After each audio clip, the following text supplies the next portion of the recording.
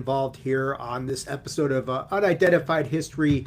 Very pleased to be coming back at you guys here today to actually go into a historical deep dive for the first time in a while. I've been covering a lot of the conferences like the UAP Summit, the James Fox event, Conscious Life Expo.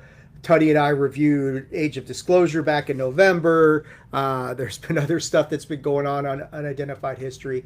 This is the first time we've circled back to do an actual historical deep dive in quite a while. And as our good friend Patrick O'Dowd would say, boy howdy, have we hit the ground running on this one. Because what this is going to evolve into is essentially a two-part exploration, I would say, of the summer of 1947, which is where UFOs really become a part of the lexicon of the world. There are two massive events that happened in 1947, and some other and related events, some sub events, and some things like that. On this episode, the first thing we're going to do is we are going to take a deep dive into the event that started. It coined the phrase "flying saucer," even if he didn't mean for it to be a flying saucer, and we will get into that as we go along. But we're going to be talking about the Kenneth Arnold sighting and some other things that are related to that. Hopefully, it should be a very good episode. I am joined here, I'm thrilled to be joined here by my good friend, my compadre in all things podcasting, the one and only PC Tunney. Tunney, how are you doing, my friend? Thank you for being a part of this. I'm just going to say it, man. This is like the Attitude Era of ufology right here. The 1947 is 50 years before the Attitude Era, and there's a lot of similarities because this is really where it all comes to be. How are you doing, man? I'm good. It's Friday. You got to be happy about that. We got some really interesting, important subject matter here. I am prepped and ready to go. Yeah. It is. It's going to be a very interesting episode. Yeah. Okay. So I'm just looking at James Iandoli had sent me a message, wanted to talk to me about Riverside. I will have to tell James everything that I can tell him about that because it is definitely a very good platform. Highly recommend it. Yeah, we got a really good episode here today. We're going to take the deep dive into the Kenneth Arnold sighting. Before we get into that, I got a lot of videos and things like that. That this is going to be a very much more interactive episode than probably you've been used to, Tunney. I've done a couple of these on my own flying solo, like the James Fox one had a lot of videos and things like that. This episode's going to be really heavy on that, so it's going to be very interactive. A lot of people deal better with the visualization of things. And of course, as you know, I did a pretty detailed rundown of and write-up of what we're going to be doing that will be posted on the Attitude of Aggression website. It is a little bit shorter than I thought. Like some of the other ones have gone on for 12 pages. I'm like, hey, this one's only 6 pages. I feel concise almost. To start this episode, we're going to touch on a few news stories because things are very weird out here in UAP land. And we're going to get into some of that, but I want to start off with, we've got another documentary that's coming out on April 3rd. And it is a new take on the Bob Lazar story, S4. And I'm going to play, you're going to love this, Tunney, because you haven't seen this trailer. But pretend this is Bandwagon Nerds, and you get to watch this trailer here. I'm going to show you the trailer for the upcoming, it's coming out in just about a week, S4, the Bob Lazar story.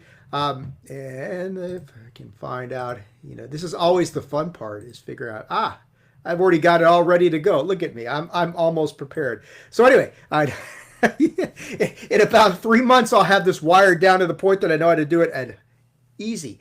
But let's take a look at this. This is the trailer for the upcoming S4, the Bob Lazar documentary. And let's get it. Okay, here we go.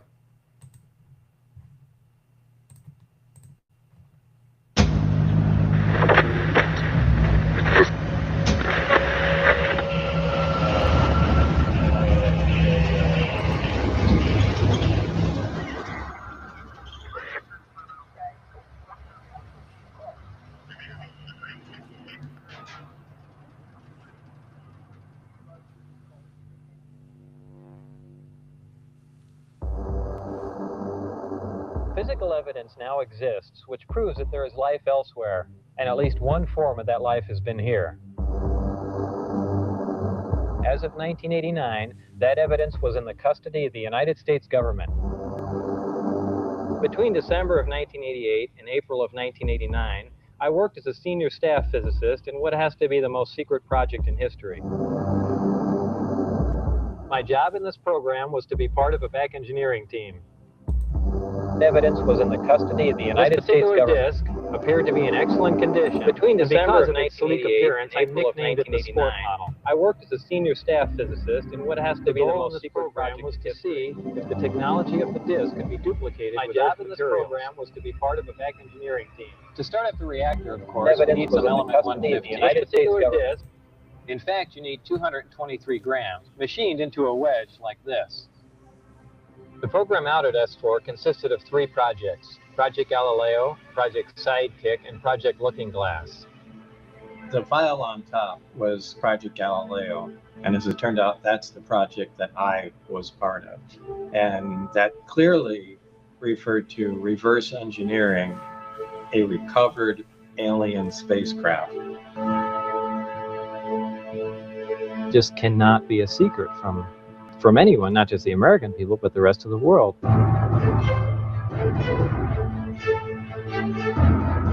All this stuff is something that happened to him. It's not who he is. They're doing everything they can to keep this information secret. That's empirical evidence. I saw a craft to do that, thanks to him. Now this story spills. And the world changed.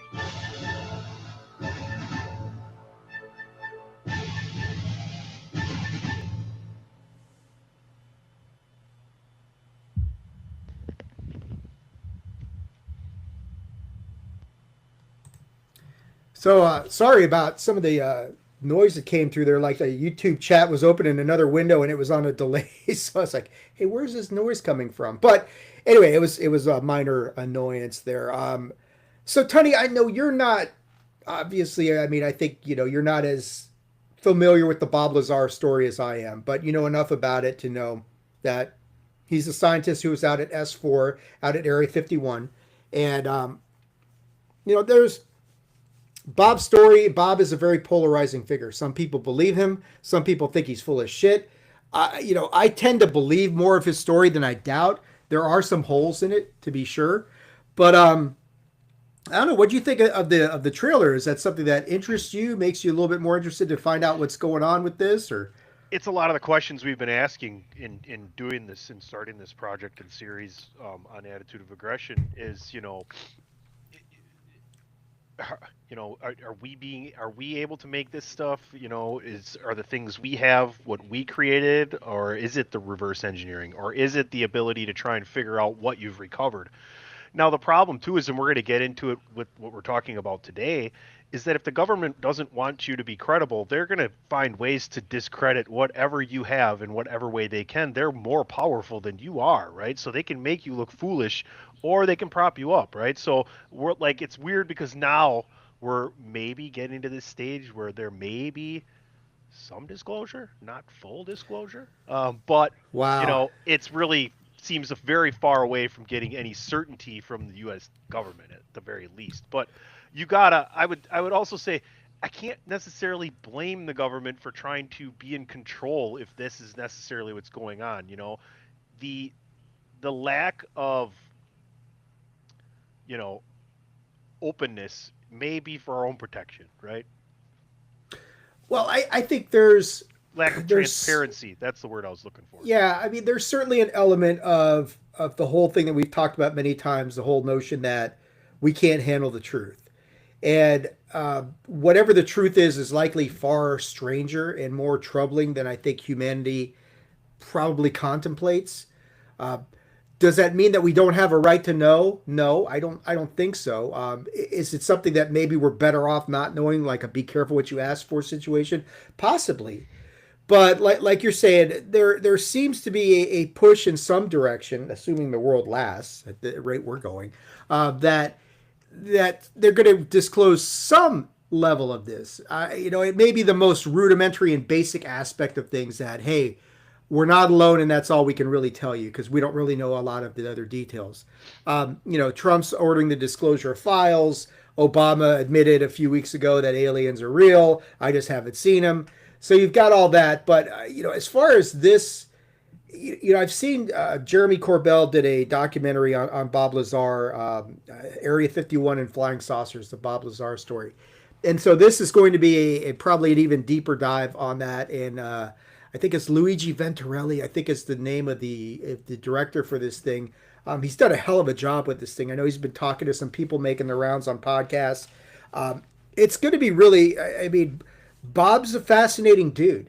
And if you've ever watched the episode he did with Joe Rogan, where he's explaining all this stuff, Bob's passed lie detector tests, and his story since 1989 has never changed. It's never wavered. Yeah, there are holes in his educational background. Where he went to school, there's no record of it. That sort of thing. But then again, there's some things that people made up about him that have been proven to be absolutely false. So, in that respect, oh my God, Ray Cash is in here today too. Jesus, I don't know what the fuck we talking about. I'm here to support my friend. Patrick also says threatening law action for playing trailers on a show that's not BWN, by the way. Patrick's threatening that? Okay. He said, you'll be hearing from my attorneys. Trailers on a podcast? That's gimmick infringement. Hashtag BWN for life. But legit. Well, Patrick, I got to inform you, though. Bandwagon Nerds likely was not the first show to ever show a trailer. No, that was definitely not an original Dave Unger idea there. That's for sure. But legit, two things. One, I was going to get on the YouTube and just fuck with y'all like I normally do, but I thought, show up. But also, too, in all sincerity, I know nothing about the stuff you talk about. I have some interest in it, but, it is your world. But I love my friend Dave, and I have never supported him by coming on the show, so I figured I got some time. Let me show up for my boy. Hey, I appreciate it, Ray. You're probably going to learn some stuff here today. We're going to get into some weird things, and we just watched the trailer for S4, the Bob Lazar story, which I'm sure you probably don't know a whole lot about Bob. But Bob is the one who claimed. I mean, the whole. What Area 51 is, obviously. Oh, for sure. I've been to Roswell. I've been around it, so I have an idea of I know Area 51 very well. Yeah. So Bob Lazar is the reason why we know about Area 51 and that sort of thing. Bet. So the reverse engineering program, Element 115, whatever the hell's going on out there. S4 is an even more secretive aspect of the whole area out there. But we just watched a trailer for the documentary that's coming out on April 3rd. It looks like it's going to be good. It looks like, Tony, I don't know if you're going to check it out or not, but I usually drag you. Amazon. They're going to put it out on Amazon. So I usually drag. Streaming, you have to pay for it, right?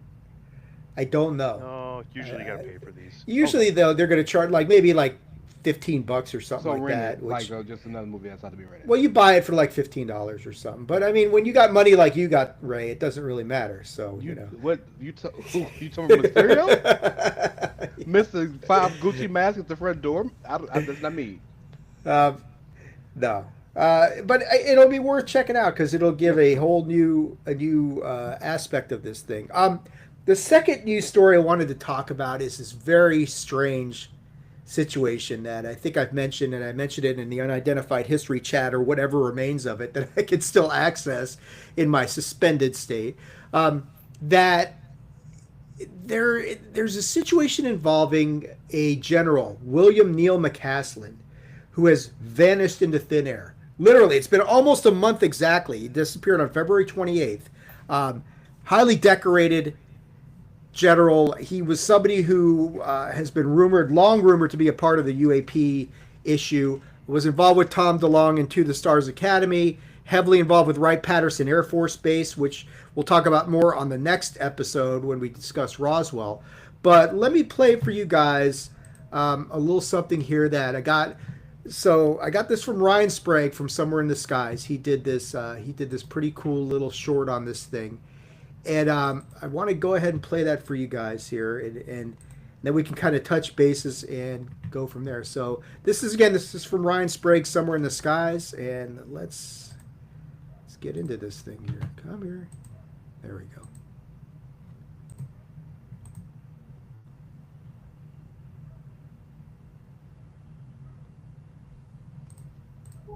It began, as so many of these stories often do, with something deceptively simple. A man left his house and has yet to return.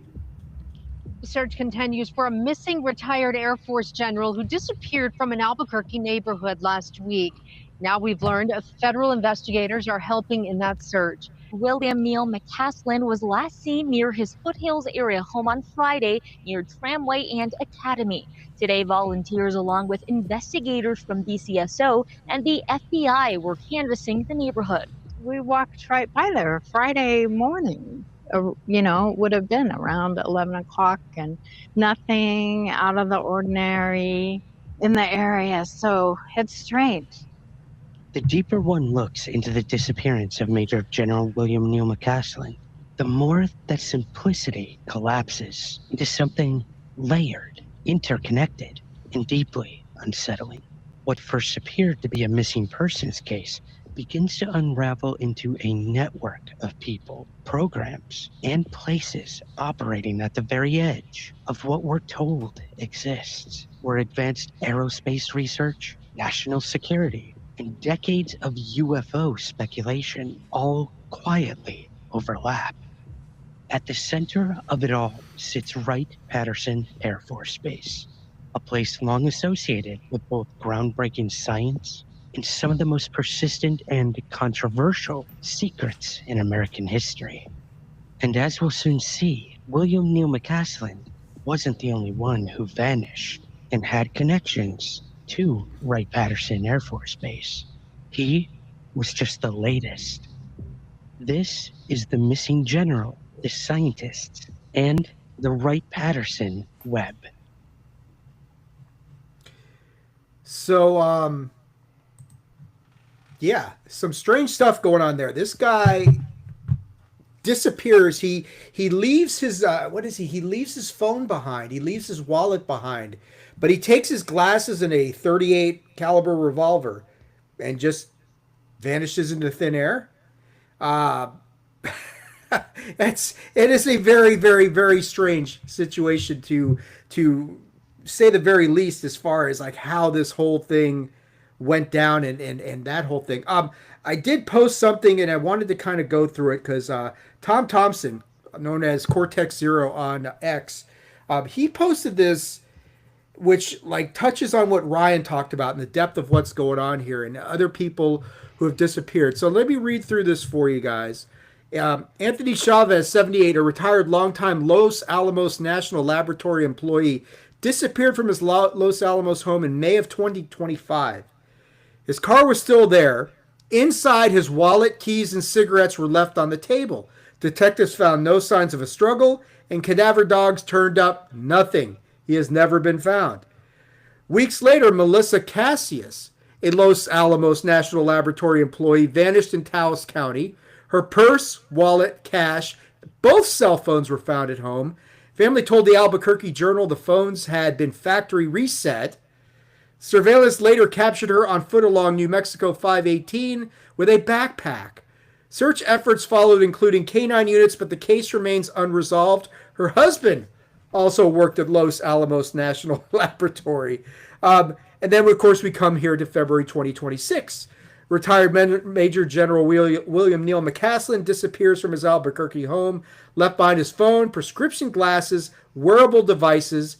Investigators say his wallet, revolver, holster, and red backpack remain unaccounted for. So I got that a little bit mixed up. Authorities canvassed more than 700 homes, searched with dogs, drones, and helicopters. Still no confirmed sighting has established how he left or where he went. So thank you, Tom, for putting that together. That's excellent work, of course. Representative Tim Burchett has speculated that something odd is going on. Those are a little bit too coincidental for my taste. Ray, I'm going to go to you first since you're jumping in here in the deep end on this thing. There's times in ufology and all this stuff where you say, oh, it's conspiracy theory and you're looking at coincidences, but that is remarkably coincidental to have all this connection to Los Alamos and all these people vanish and no trace of any of them. Yeah. Well, first off, let me say I love me one of those videos with the whispering guy with the, if you look at the movie to the left. I love those videos. They always pop me hard. Ryan is excellent at that. He's a very good narrator, and he really gets that dramatic effect out of it. Yeah, that'll always pop me hard. Okay, so mind you, novice in this whole situation, coming that's at more than acceptable, Ray. From a fresh viewpoint, it's natural for people, I think, to look at something that doesn't make sense and try to find a tangible reason for it. Normally, the conversation I'm having this with is about religion, being that I am a pastor's son and strong in my faith and whatnot, because faith is not tangible, right? So I'm used to these conversations. And in this, I'm not a not believer. I believe in the existence of other beings and other worlds. I believe in the tangibility of it. But it's a lot of the times the situations that are, as you say, very coincidental, that give a little bit of skepticism. But we are in a world now where we are more technologically advanced than we ever have been. We're in a world now where we know more than we've ever known. We're in a world now where, forget what the government has said about recently about the existence of UFOs, UAPs, and all that. Just the fact that we can go and with a regular telescope you can buy from Costco can see other worlds that exist. You feel what I'm saying? So, like, in that sense, these things make a lot of sense to me. My question is, with all the number of missing persons, with the number of serial killers that we know exist in the country, I'm just speaking United States, that have not and never will be caught, with the number of deaths and people that have been murdered or taken or any of these things nefariously, nicely done. And they'll never be solved. I understand. I don't know if these situations lean towards nefarious means or lean towards they were abducted because of the knowledge they have from other beings. Because I don't even know and if that is something that is a disrespectful statement in the world. I don't know. I'm not in it. The idea of alien abductions or UFO abductions or I don't know if that's even something that has been debunked and is thought of as very, very juvenile amongst the UAP community. I don't know. And if it is, sincerely, I apologize. But I don't know where I stand here because there is a lot of questions and a lot of things that's weird. We know we live in a world, in a country, with a government that will do anything and everything they can to shut someone up for whatever information they have. Right? All you gotta do is look at old boy from WikiLeaks that can never come home. Like, it's very, very apparent. We know this. So is this more of a kind of enemy of the state situation and somebody got caught up and told too many state secrets? Or did the people come from whatever X-22 and take them and be like, hey, let's go have some conversations? I don't really quite know what the situation is with that. But the one thing we can all agree, however you stand, something is up here, and it's a little weird. Yeah, it's the timing is strange as it happens right after Donald Trump says, "Hey, I'm going to disclose these UFO files." By the way, did they ever get released? They're in the process of gathering them, but that's all just like, I mean, that was supposed to be done at the end of 2023. All Donald did was restate something that had already been said. Sure. So he didn't really disclose shit. But the thing is that this happens within like a week after Donald Trump makes that announcement. And then this guy goes missing, and his wife has said some really strange sort of things like saying, he's gone without a trace. Maybe he was taken by the mothership, which is kind of a strange thing for a wife to say about her missing husband. But, people cope with these things differently, that sort of thing. And maybe she's making light of it. So, but it seems like, was he, there's several things of concern here. One prevailing opinion is that he went into hiding, that he knew that he was going to be targeted and he took off on his own and went into hiding on his own. And when it first said he will leave the wallet. Yeah. I mean, Right. I mean, if there's a silver alert had gone out for them, there was some early rumors that he had some cognitive disabilities, things like Okay. that. That was not really fleshed out and proven. That was not proven, and that does not seem to be the case. Um, so, that was kind of a red herring. But if he knew he was being targeted, especially like in this day and age where we got this war going on in Iran, and everything in the world is very tenuous right now. A guy with knowledge like that is going to be a target for Iranian terrorists, for Chinese, for Russians, anybody. If he's got that kind of knowledge, you can go in there and grab that sort of information. That's a big get for an adversary. So that could be it. It could be that somebody just took all these people involved with Los Alamos and the UFO stuff and said, "Get them out of here," because the dam is about to burst. I don't know, Tunney. Let me go to you, and then we'll circle back to Ray. I want to see what Tunney thinks about this and get his thoughts on this. So immediately, you think there's two different executing factors here: either the government or alternate life, right? And the thing with each one is they could both be protecting or trying to get rid of. Do you know what I mean? Like, so the government could easily be trying to protect these people and saying, you need to do this, this, and this right now, and this is the only way we can protect you. Or the government is like coming down, they know they need to get out of hiding, and maybe there's a group that they decided that they knew of and wanted humans that are hiding out, and they join this group of whatever. Now, on the alien side, it could be like a mental calling kind of thing that's just been broadcast, or like an inception in their brain, like given to them from this alternate life force, saying, here's what you need to do, this is how it's going to happen.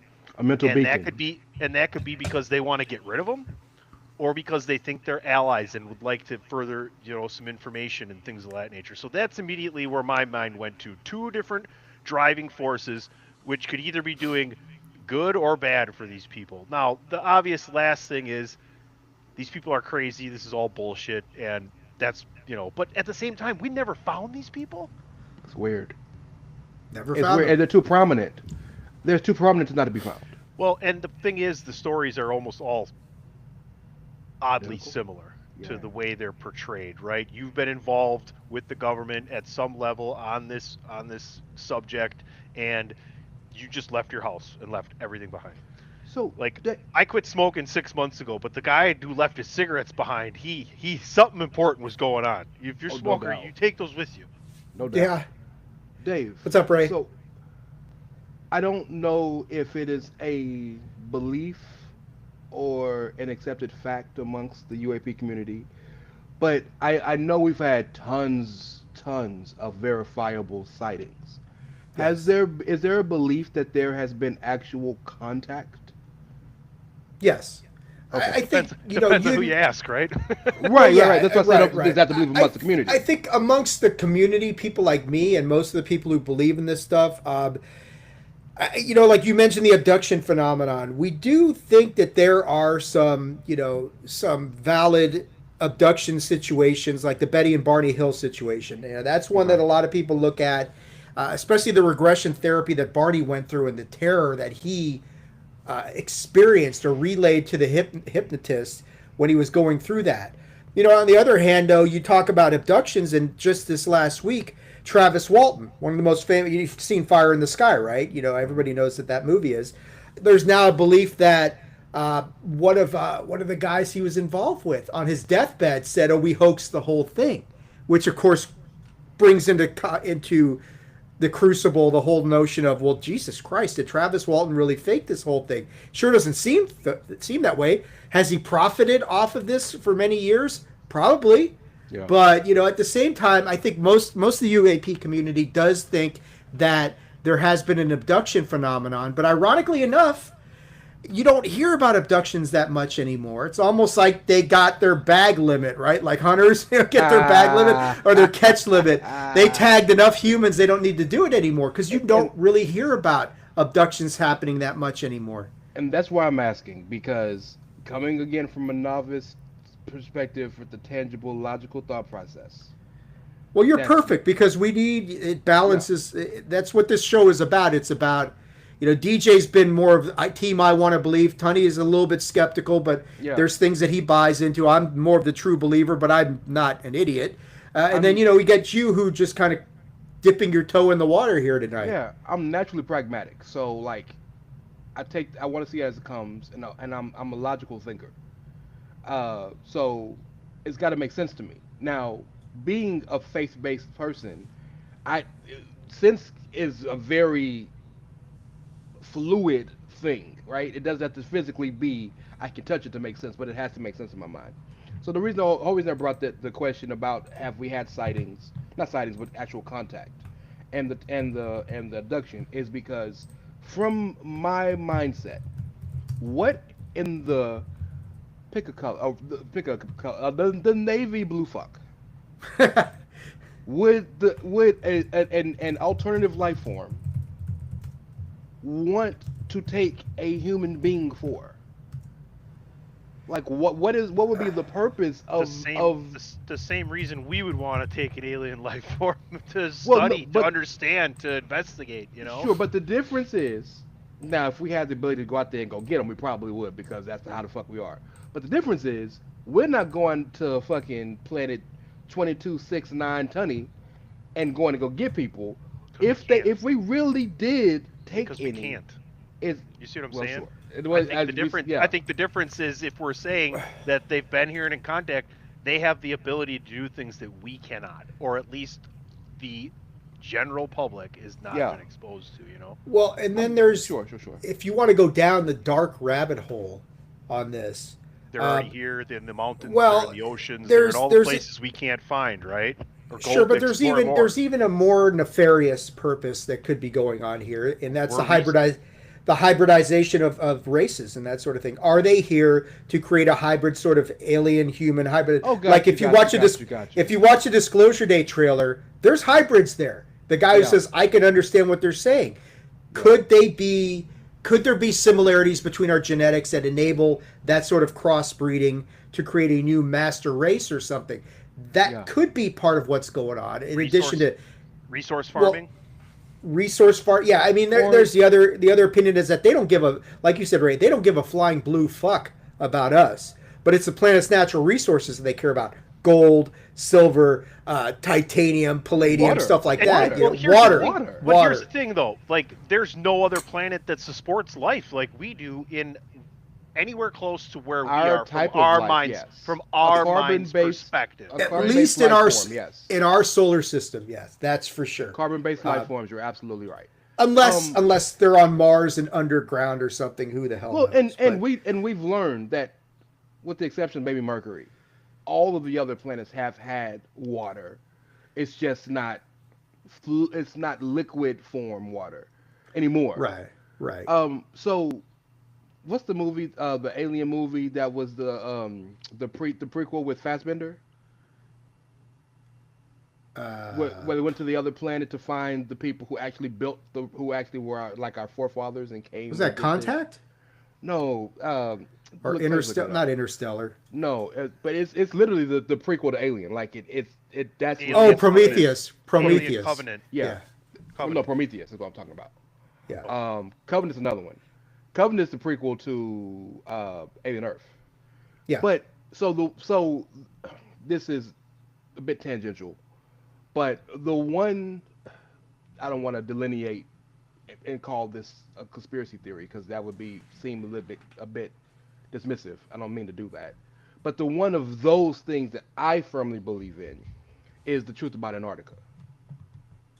Well, it's funny you mentioned Antarctica because I was going to announce at the end of this episode, but I'll do it now since you just mentioned it. Bad. Well, see, hashtag no. And you go to ProWrestlingTees.com/chairshot and go get hashtag journalism t-shirt from your boy Ray Cash. Yeah. Between this episode and the Roswell episode, which are like the two sides of the summer of 1947 coin, my wife, you guys know Kayleen, right? So like the last few weeks, she's been coming to me in the mornings because I'm always listening to the UFO podcast, and she starts to get into that and listen to see what Pavel Ibarra from Psychoactiva, who we have an enormous amount of respect for, and he's a content machine.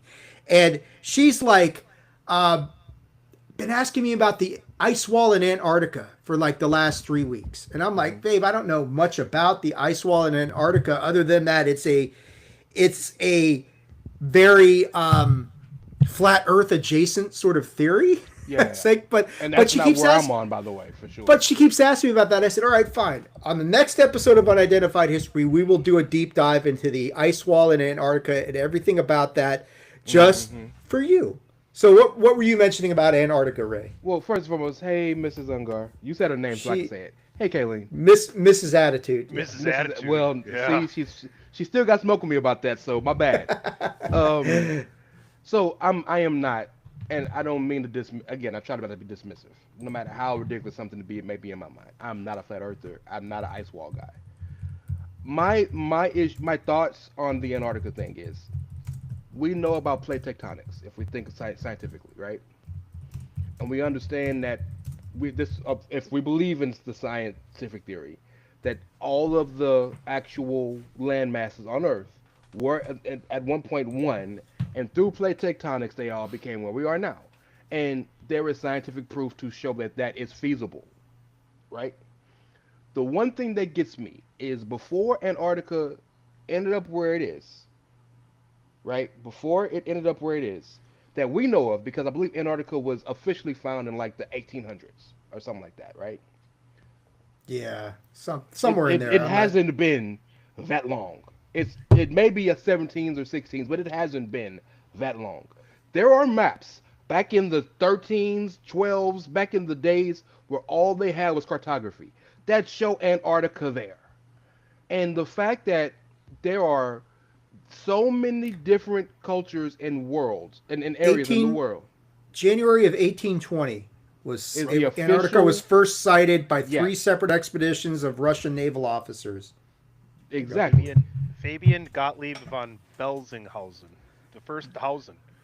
Easy for you to say. The first confirmed landing occurred in 1821 by sealer John Davis. That one's a little bit easy. And they great grandkids. Thank you for saying their name on air. Is that Danhausen's great? I don't know. I bet you von Bellinghausen. He's cursed, whoever he is, but so there's the fact that we have verifiable maps with Antarctica where it is years before that. On top of that, there's every different culture around the globe that was built in the time after the land masses have kind of settled. I'm not talking Jurassic, Mesozoic, any of that. Like in the modern times. So everything since, I'm not even going to go BCE. Everything since like 10,000, right? AD. Everything in that time frame that since the land masses all have extremely similar markings, pyramids, everything exactly the same. And they could not have talked to each other in any form or fashion. They could not have communicated in any form or fashion, and it would have been a death knell for them to try to go see each other in any form or fashion. The one connective tissue, Antarctica can get to all of them within a decent amount of time. So there is something about that landmass, or lack of a landmass if you believe what it's supposed to look like underneath the ice, because it's an archipelago underneath the ice, if you believe what the maps show. Right. There's something there that is a link to a past life that may connect a lot of the stories of the world we don't know. I don't know if it is alien in nature. I don't know if it is technological in nature. I don't know if could be whatever both. It is. It could be could both. be both. But it's Probably something there. Because the same people can't be seeing the same things, and hieroglyphics are not the same as Aztec markings, are not the same as the Indus Valley, is not the same as they don't match. They don't talk to each other. So for them to all say and show the exact same things, some at the same period, same carbon dating, same time frame, something had to be happening. And the only middle ground is the place that had never been found until 1820. So there's something there. There's also a reason why that's the only place on this government that'll never be fought over. Everybody said, nah, bruh, we all gotta sit down and work and we all agree with each other. That's one of the things Kayleen says, is that every government in the world protects the ice wall in Antarctica. Why? We can't get along with each other on any other thing, but this continent, this forgotten ice continent, why are we all protecting this? So it's community property, dog. Think about that. It is a communist property. It's community property. It's an interesting. It is very interesting whatever's going on there. Go ahead, Tony. You had your microphone down. No, I don't know.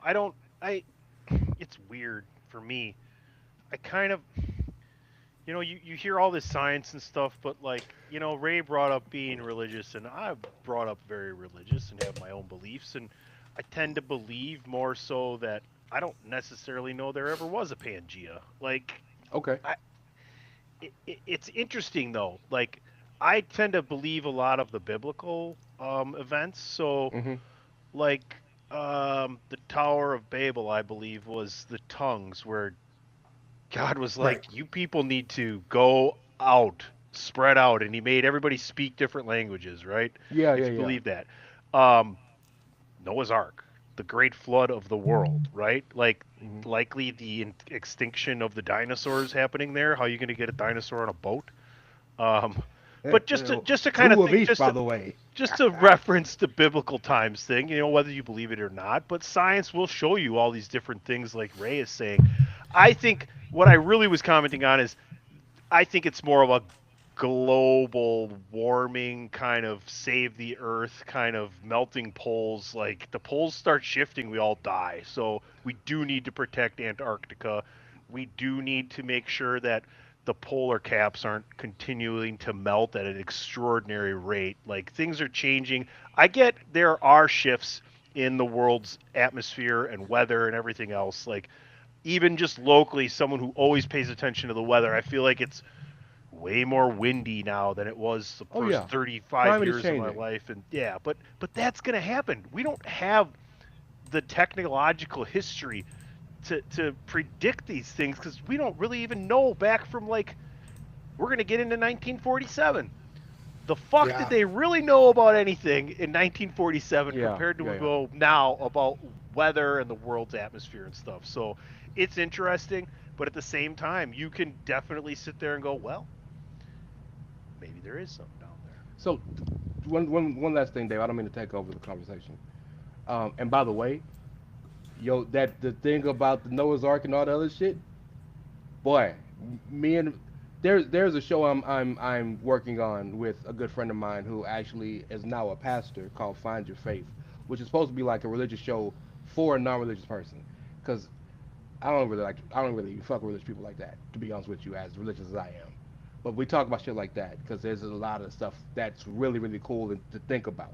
But to the Antarctica part you said about the poles and all that, if that was really strictly about scientifically trying to make sure things are good, why nobody give a fuck about the North Pole? Well, the problem with the North Pole is there's no like giant landmass, unless you're going to count Greenland as there are glaciers as the all Arctic. around. There are. It's a little bit. I mean, it's a good point though. I mean, you want to make sure, because if you have a pole reversal, we're all kind of fucked. That sort of situations. Yeah, so long. But unknowing y'all.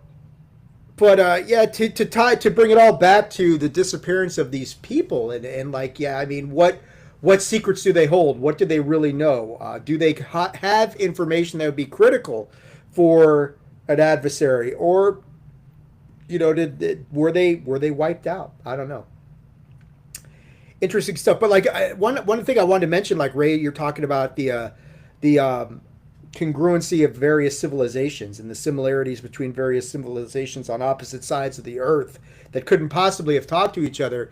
There's talk this week that they may have found a second Sphinx in Egypt. And I know, Tony, we've talked about the pyramids on this show before and how were those made and what's under the pyramids. And now there's been, I guess, the government of Egypt is going to give enhanced and expanded ability to like dig down there and look for subterranean antechambers and things like that. But now there's talk about they might have found a second Sphinx. It was like, wait a second, what the hell is that all about? Isn't there supposed to be sphinxes somewhere in the Inca Valley or the Aztec area near Mexico City, DF, or whatever? Like, yeah, man, this stuff is weird, bro. It is very strange. It is very strange. Last news story I want to touch bases on, and then we'll get into Kenneth Arnold, is whistleblower Matthew Brown came out about a week ago on an episode of Weaponized, and Matt, his first interview was excellent, and Matt came back, and I have a tremendous amount of respect for Matt. And he was talking about how he had been, he was trying to get up a meeting with ODNI, Office of Defense National Intelligence, I believe is what the initials are. And this didn't go so well, and they a lot of people acted like they were in support of him and wanted to help him out. And it ends up, it's kind of like, this is all bullshit and it's a trap. So I've got a brief video from Weaponized I want to show you, and Matt explaining kind of what went down there. So let's take a look at that real quick and go and see, Matt got hosed again on this whole situation. So here you go. So I go there. We are taken to the basement. This is in the middle of the government shutdown, so it's kind of a ghost town. And I'm expecting to go to like the formal conference rooms in the basement, but we end up going to essentially a conference room converted into storage / working office space. Very X-Files, molder in the basement with boxes. Was that set up for you, do you think? Or do you think they even referenced the fact that they were like the X-Files office in the basement of the building? So again, the whole reason of me being there, at least for me, is to find out about a UAP whistleblower protection program, and find out what that is and get myself into it. So they're going to protect you because they recognize you as a UAP whistleblower. Correct. And that's why you're going in. And this program had been offered to friends who had gone in before. They received a document, reviewed it, and signed it. And I'm basically expecting, that's how our meeting starts. Hear about this program, get into it, relay the basics of my story. They already saw the interview, so what more do you need? And then figure out, what can I do to help? I'm also bringing in additional information that was not from government sources, and providing that to them as a gesture of goodwill and trust. So, that's the experience I'm expecting to have. And the experience I got was a very wide-ranging, free-flowing conversation. Definitely some specific questions built in there. But in a skiff. But in a skiff, yes, we were in a skiff, absolutely. And are you legally allowed to say what happened in that skiff? Unclear. I think I'm okay to talk about what I talked about, but not the details of why I said what I said. Sign anything? No, so that's the most concerning thing for me. The whole reason of having that meeting never came about. The UAP whistleblower program by ODNI was never offered to me. I was never briefed on it. The only thing I was informed of was that, do I want to become an ICIG UAP whistleblower? Very different thing. And I'm like, no, I see no advantage in that. Based on my friends' experience who have done the same thing, it is a trap. I want Dylan. Correct. So you've got this whole nonsense with they are actively trying to entrap these whistleblowers. Matthew Brown is one of them. Dylan Borland is another one. David Grush has had his medical records leaked. We all know that sort of thing. So this is the kind of like, and I know, Ray, you haven't been as involved with the whistleblower stuff as like I have, and Tony to a lesser extent, because we've covered that in the past. But this whole idea of just trying to entrap these guys and to sucker them in to doing stuff where, like, and earlier in that clip, I didn't film that part of the clip, but Jeremy Corbell had asked Matt, did you take your phone into this skiff? Skiff is a secured environment. That's where you can go in and exchange secured information with people who have the right clearance, and it's extremely secured environment. So Jeremy had asked Matt, did you bring your phone in there? And Matt's like, no, because everybody else who I've talked to who brings their phone in there comes out and realizes their phone's been tampered with. It's been cloned. It's been duplicated. It's been hacked while they're in there. And of course, ODNI says, wasn't me, that sort of thing, which is like bullshit. Who else could it be? And, just the notion that Matt... Could have been at CC Melissa. Yeah, my good buddy CC Melissa. Yeah, exactly. We're not going to get into that though. But it's these guys are being brought in and told, hey, you want to be part of this whistleblower protection thing, and then they flip it on them, and the ICIG whistleblower that stands for Intelligence Community Inspector General. So that's a completely different type of whistleblower. And Dylan Borland got suckered into the same sort of thing. And that's what they're talking about at the end. He was told by attorneys and all these other people, talk to the Inspector General, the ICIG. And that backfired badly on Dylan, because the second he started talking about this stuff, they just immediately classified all of it, including aspects of his childhood. So it's all a big trap and it's all a big game. And it was extremely disappointing to hear what had happened to Matt, because I think I've got a tremendous amount of respect for Matt, and I've talked with Matt on X back in the day and that sort of thing. But I just I watch this, I'm like, what a load of bullshit, man. These guys just, not only are they try to do the right thing, they try to follow all the rules, and all they do is they get fucked over and shit on all the time. So, Tony, I know you've covered a little bit of this stuff with me in the past on the whistleblowers. It's got to piss you off a little bit what's happening to these guys.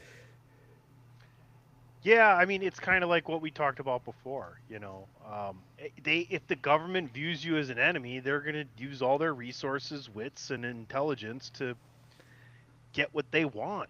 They're more powerful than you. They just are. And for me, mainly because you don't know what they're doing. You don't know what they're capable of. When you have an unknown with something you're dealing with, you're kind of fucked. Like, they have all the information. So, yeah, it sucks. And that's kind of the problem we run into with doing these types of things. The bigger you get, the harder it is to continue to maintain, a form of integrity without being tampered with by the powers that be. Yeah, I mean, that ties right into the previous story we covered. We don't know the extent that the government is going to silence people to get what they want. How far are they willing to go to protect this secret? That sort of thing, or whatever the secret is. Are they willing to kill for it? I would say probably. But are they willing to manipulate right. things and really psyop and dox the shit out of people and gaslight the fuck out of everybody? Absolutely. Go ahead, Tony. The only last caveat I add to that is that there's also a chance that the government is doing this for our own good, whether we like it or not, or are able to understand it or not. No, I don't know that's necessarily the way I lean towards it, but it's also a possibility. Sure, 40 chess.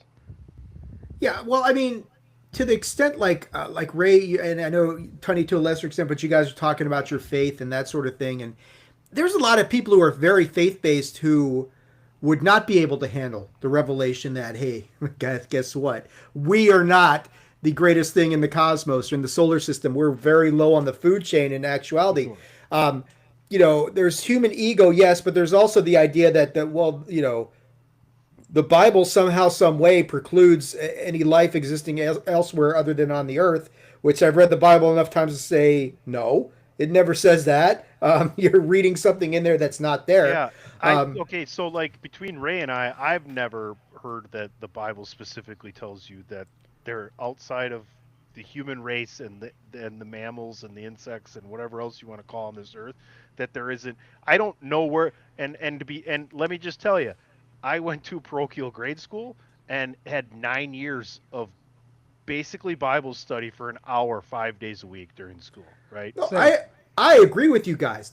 I've never seen it, and I don't study the Bible like you guys do, but it's not there. But you have heard for decades people slanting this to indicate that the proof of life elsewhere would eviscerate the existence of God, which is nonsensical to me. No, and here's the problem too, right? Like,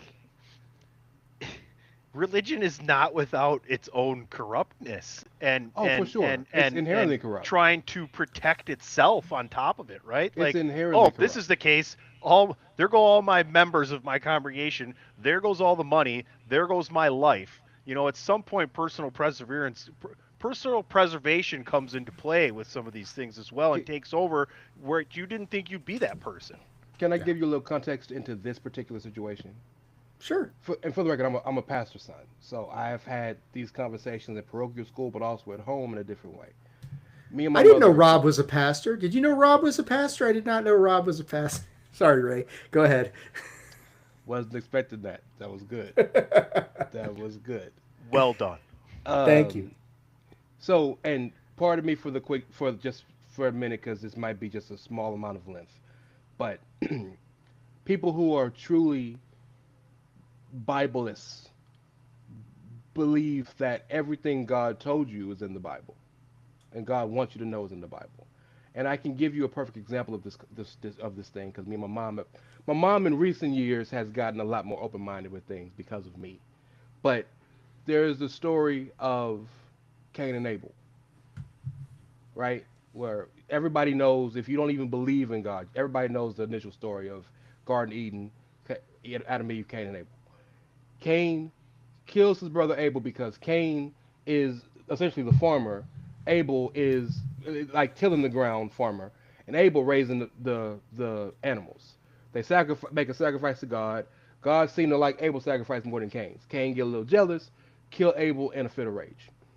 After he kills Abel, God came to him like, "Hey, where your boy at?" And Cain was like, "I don't know." And God was like, "Dog, He said, what we doing?" I am not my brother's keeper. Exactly. That's where that comes from, by the way. So he was in New Jack City then. Is that what you're saying? Pookie is next, right? Yeah, Pookie's next. But the whole point the whole point of where I'm coming from in this situation is in the text. I'm just speaking of the text of the Bible. The very next thing is God banishes Cain to walk the earth. Right? And Cain says to God, "But what if somebody comes and tries to hurt me?" Who the fuck is the somebody? That's not written in there. On top of that, Well, Cain settled. But Abel had already had children. Like there No, he was hadn't. other people No, in he the hadn't. world. No, there Oh weren't. yeah, I'm pretty sure. No, they weren't. I'll give you every ounce of money in my bank account right now. I have had this conversation to a level that is obsessively bad. There was nobody. We're talking Genesis 4. There was nobody else on earth. I promise you. Not according to the Bible. There's not. I have had this conversation to a level that is scholars would be like, "Oh, like that's how deep into this part I am," because it is the antithesis of what religion is about. Because if a lot of my problem with religion in general is if everything about my faith is based on this book, then this shit needs to make sense.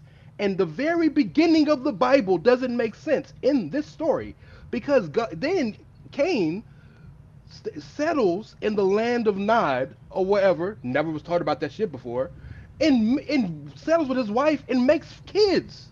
Who was the wife?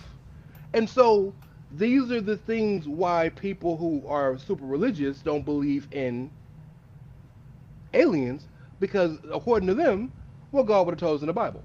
It says the heavens and the earth. It doesn't say the cosmos. It doesn't say all of the different planets. It doesn't say any of that. And so doesn't talk about dinosaurs either. We know they exist. Well, yeah, but to be fair, the Bible is way before dinosaurs, so they wouldn't have known about them, right? According to the book. Well, no. I mean, 65 million years versus the Bible. The dinosaurs came way before the Bible. The Bible don't work on the same timeline as what we know Earth to be. Well, yeah, It's eight not the same amount of days. time. We know that the Earth was not made in 8 days. 24-hour days. I don't think so, guys. There's also some contradictions in that very beginning, because the whole 6 days. I'm sorry, because he chilled on the 7th. He built the oceans and the water, but then 3 verses later, then he was like, "We need some rivers. We need some water." You built that in the first 6 days. Now you building it? There are some contradictions in this, but also these are stories that were written by man, right? God Well- God wasn't writing this down when he was doing all this. Well, okay. Man hold on. wrote this stuff down. Hold on. Not written by man, interpreted by man. Man interpreted whatever they thought God was telling them. And, that's why you've got different variations of so many different things, is because that's the problem I've always had with this. I feel that this is the word of God. No, it's the word of God interpreted by man and written down. And if you've ever played a game of telephone, you can get that stuff wrong. That's why I Purple say monkey written. dishwasher.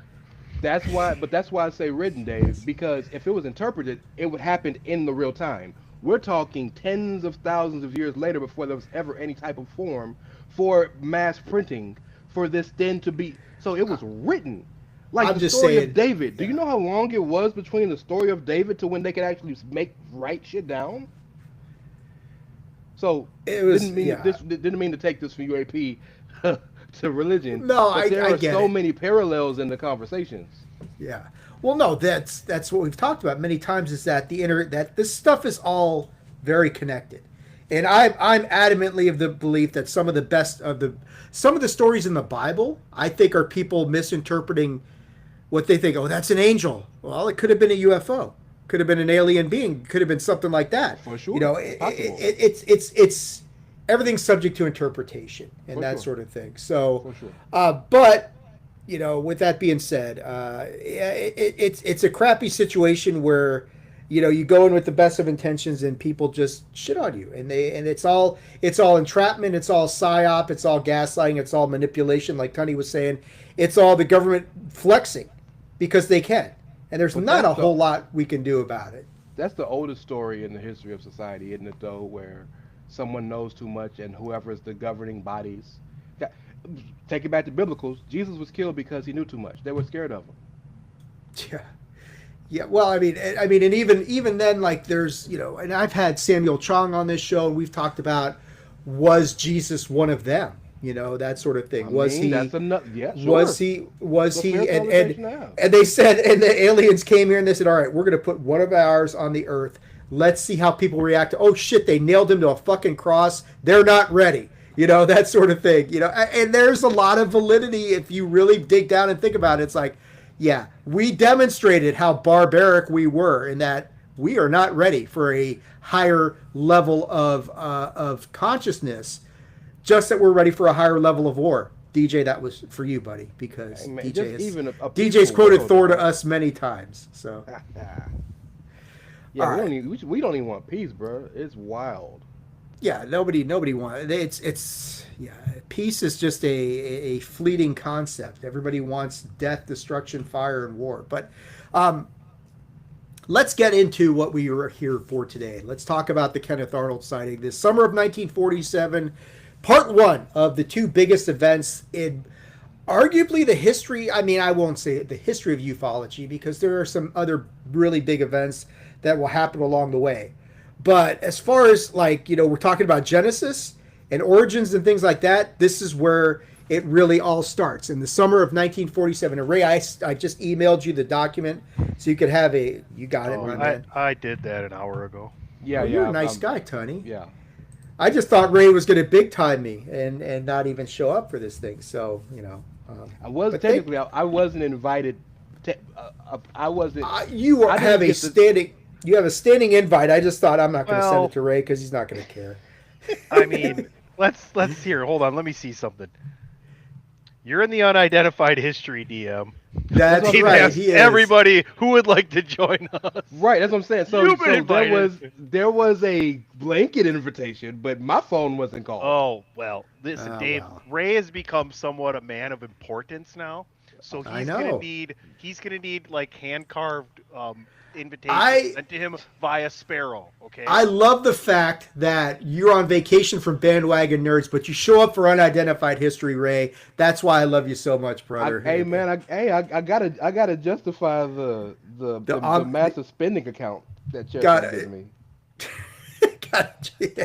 Your expense account. Got to justify Omni-Man being the greatest, the best of the rest. So there Boy, if you you go. want some smoke, Yeah. whew. So let's talk about the Kenneth Arnold sighting and just how important this was. And there's three events we're actually going to talk about. They're all related to each other. And so this is the Kenneth Arnold sighting, but it's bigger than that. It's deeper than that. And so where this whole thing starts is the modern UFO era. It did not start with Roswell. Roswell's in part 2 of the summer of 1947. That'll be in a couple of episodes. So there's a civilian pilot named Kenneth Arnold. And all of this stuff gets going. And everything we've talked about, Tony, on Unidentified History up to now. Gosta Carlson, Ghost Rockets, Battle of Los Angeles, Trinity, all that stuff has been leading to this moment, which is, this is by far and away the biggest thing that we've talked about so far. And June 24th, 1947, private pilot Kenneth Arnold is flying a Cal Air A-2 near Mount Rainier, Washington, or I guess it could be Mount Rainier, Oregon, depending on what side of the mountain range you're on, after briefly joining the search for a missing Marine Corps C-46. About 3 p.m., at about 9,200 feet, he notices a bright flash, then a string of 9 highly reflective objects north of Mount Rainier. Kenneth Arnold said that they flew in a line, weaved somewhat, and flashed intensely when they banked. He later described their motion as being, quote, like a saucer if you skip it across water, end quote, and this helped launch the phrase flying saucer. Now, it's interesting that Arnold, this whole thing of attributing to him the statement of flying saucer is interesting because he never originally said that they were flying saucers. He says they were like simple dinner plate discs, and in his early accounts he described them as thin, flat, somewhat crescent or pie pan-like, rounded in front and clipped or pointed in the back.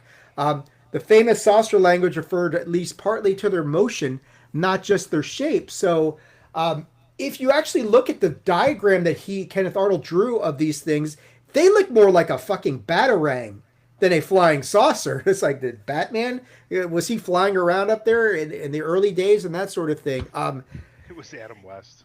It was Adam West the whole time, yeah. Kenneth Arnold said the objects traveled from Mount Rainier toward Mount Adams, which is roughly 50 miles in 1 minute and 42 seconds, which led him to estimate the speed of the objects at least 1,200 miles per hour, far beyond the performance of any known aircraft of the day. He was not initially claiming that they were aliens. His first instinct was that this has to be an advanced U.S. military craft that I'm seeing. I don't know what else it could be, that sort of thing. So along those lines, let's take a look at another video clip that I have here. And this is a clip I got from the Think Anomalous. And this will give you some background information. So let's take a look at this. This is from Think Anomalous, and this gives you some of the information that we just touched on, but in more video formats. So let's go here.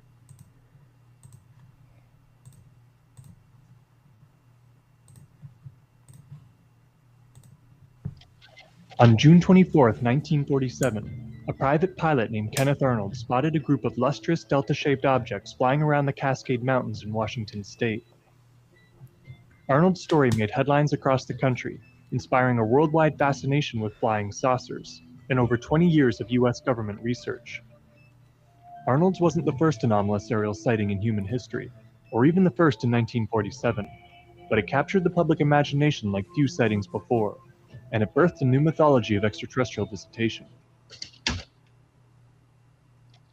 Around 2:15 p.m. on June 24, 1947, businessman and private pilot Kenneth Arnold left Chehalis, Washington in his Call Air Model A plane on a business flight to Yakima. Just before 3 p.m., Arnold spotted what looked like a chain or a Chinese kite weaving across the face of Mount Rainier. As it got closer, he could distinguish 9 separate objects in reverse echelon formation, around 2,900 meters altitude. The objects were rounded and delta-shaped, with concave triangular protrusions on their rears. They appeared to repeatedly dip in the sky and tilt their wings in Arnold's direction, reflecting intensely bright flashes of light through his windshield. The objects were moving so fast that Arnold decided they must have been fighter jets flying in formation. However, they flew with the leading craft at the highest altitude, not the lowest, and Arnold could not see any tails. He clocked the time it took the formation to travel between the peaks of Mount Rainier and Mount Adams, which he knew to be 30 to 40 kilometers away. Immediately after landing in Yakima, Arnold told a number of friends and fellow pilots about his sighting. He also used his measurements to calculate that the objects were between 13 to 15 meters long, and that they were traveling nearly 2,000 kilometers per hour at the time of the sighting. Arnold took his story to the East Oregonian newspaper, reporting that the object seemed to bounce through the air like a saucer skipping across water. Within 2 days, newspapers were running front-page stories on Arnold's flying saucers, although Arnold himself had not called them that. The term stuck, however, until being replaced by the Air Force term UFO in the early 1950s. The media buzz encouraged others to go public with their own anomalous sightings, most of which involved disc-shaped craft. In the following weeks, flying saucers were showing up around the world, and witnesses' stories were making. Okay. So you get some of the information there that is some of what we already talked about, and that's just more background information. But you did see in that video his rendition, his drawing of what these things look like. And like I said, very Batarang-like, right, Ray? You're a Batman fan. They look like fucking Batarangs, didn't they? Not just Batarangs, but it's interesting. They're in a V formation like birds. Yes. That's very interesting to me.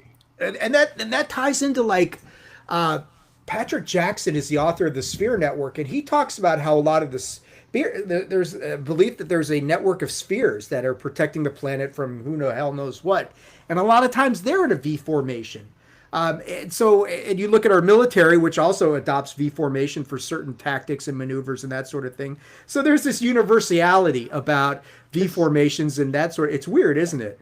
Got to be something about aerodynamics or it's got to be something because birds are weird in general too. Their flying system and their communication system, and everything we know about flying essentially came from watching birds, right? The Wrights modeled the first airplane after the way birds moved, right? So yeah, that's very interesting. That our first sighting of something that is otherworldly would be flying in the same formation we know. That's interesting to me.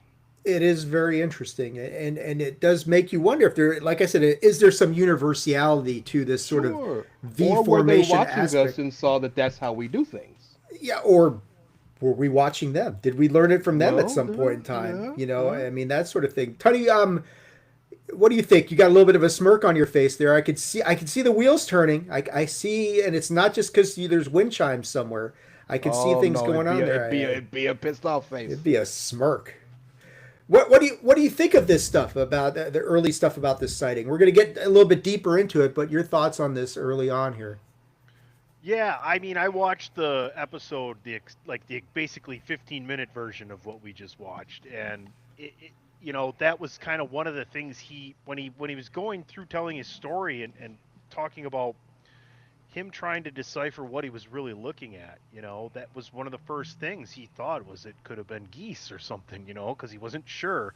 And we'll get into that more clearly, the steps he took to like firmly identify what he thought was out there. But yeah, I don't know that, I mean, there's a lot of things that are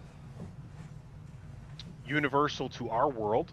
They could also be universal to our universe as well, right? So, yeah. So I keep talking about this universality of it. I mean, is it just like, is that something inherent as far as like flight in general? Are birds their observation devices? Could be. Man, that's a good point. Have you ever looked at a migration map of the way birds move over a yearly? It's very weird. So Tony, you might be onto something. And I mean, if you follow I don't believe that, but like I don't either. But it's enough for me to think about it. Logical estimations, hypotheses, etc. Sure, if you look at the migratory, once you start digging into the migratory patterns of birds, well, the problem too is you go ahead and add into the migratory patterns of ocean inhabitants, and now you're looking at similar things. They are following things that we can't sense. That much is for sure. Anything in the ocean is following some sort of migratory pattern and sensing something about the Earth. Coming from and they're all too stupid to be able to create a nice warm house and soft bed to sleep on daily too, right? So like, Right. it's a give and take kind of thing. It is. It is. Yeah, exactly. Turning back to the sighting, why does this sighting matter so much? This is the first post-war U.S. UFO sighting to explode nationally. I mean, we've talked about stuff about the Battle of Los Angeles and some stuff like that, and Trinity, and whether you believe Trinity happened or not. But this triggers everything. 1947 explodes. The first 6 months of 1947 are kind of quiet. Then from June through the end of 1947, it is freaking crazy. The flying disc craze it launches from here, and this is going to go from June 24th all the way up to Roswell, which is a couple weeks later. Technically, but this 21st, right? Well, that's true. We're going to get into that in a minute. Yeah, we're going to talk about an event that chronologically happens before, but we're going to talk about it afterwards because it just makes more sense to do it that way. But there's a lot of reasons why Kenneth Arnold's report has endured. Arnold was considered a credible witness. He was an experienced pilot. He was a businessman. He gave a detailed, immediate account. He didn't initially frame the incident as anything like this. He didn't say it was extraterrestrial. You got Army Air Forces investigators, Lieutenant Frank Brown, Captain William Davidson. They investigated it. They said that they thought that Kenneth Arnold had actually seen what he claimed to have seen. There was some limited corroboration. And on or near the same day and time, other observers, and we're going to watch a little video clip of that in a minute. So I'll just skip around about that because we'll go and watch the video that's a little bit better. Military response to this was mixed. They didn't just flat out dismiss this. An Army Air Force intelligence officer called the report a silly season episode. But another different interview team judged Kenneth Arnold as being sincere. And later, Air Force personnel such as Edward Ruppelt treated the case as one of the core early sightings worth serious discussion. Now, there is, of course, the skeptical aspect of this, and you've got to talk about that. So the biggest skeptical point of view is that Kenneth Arnold's dramatic speed estimates were based off of this one key assumption that may or may not be true. And that's where Kenneth Arnold thought that the objects were near the mountain range. And if they were actually closer to him than he thought, then the speed estimate collapses, and now we're not looking at 1,200 miles per hour. We're looking at something much different. This is similar to like the parallax effect that we get with some of the UFO videos and that sort of thing. So some of the skeptical analysis and reasons, some are better than others. One of the ones was jets, even some experimental jet.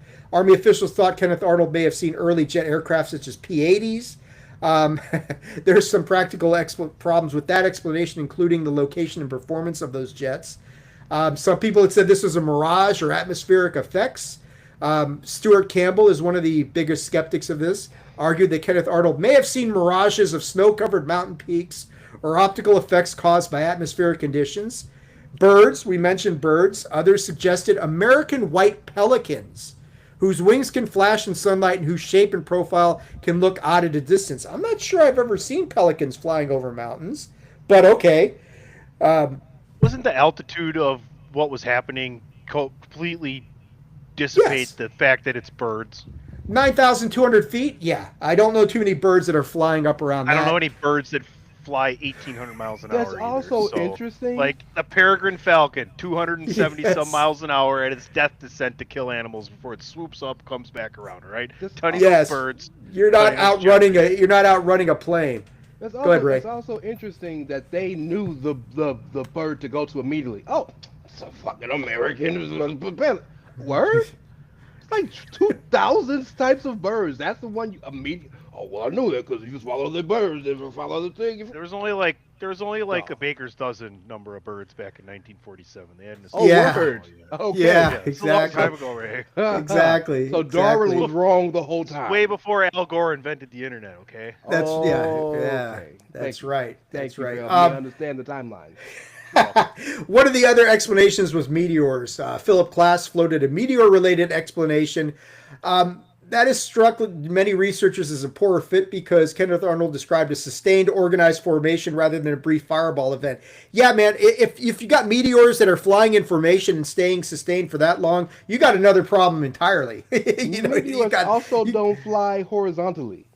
No, they typically do not, and they're very fleeting and that sort of thing. So I think the biggest plus. There was one more thing. That What's that? That his story made sure that in his actual telling, it kind of debunks what they said. Water droplets on his windows could have performed the same thing, but he made sure to maneuver the plane and open his window, take off his glasses, and look with his own eyes and saw the same thing. Why didn't he just take a picture of his smartphone? 1947, Ray. Ray's he's going extratemporal here and trying to get in the whole idea if this was of time traveling. If this was the Fantastic Four world, they had phones back This was not Tony Khan, that time traveling bastard. He wasn't sitting next to Kenneth Arnold with a mountain of cocaine saying, "Take a picture of this stuff, Ken." Now that would have been an interesting. It was a mirage. If there was a mountain of cocaine on that plane, they just lost it, man. No big deal. Yes. The biggest thing I'll give the skeptics about this, the only point I'll give them, is that he could have been off on the distance and the speed. He could have been guesstimating how close these things were to the mountains, and they could have been closer to him. But on the other hand, some of these other explanations are just dumb and forced.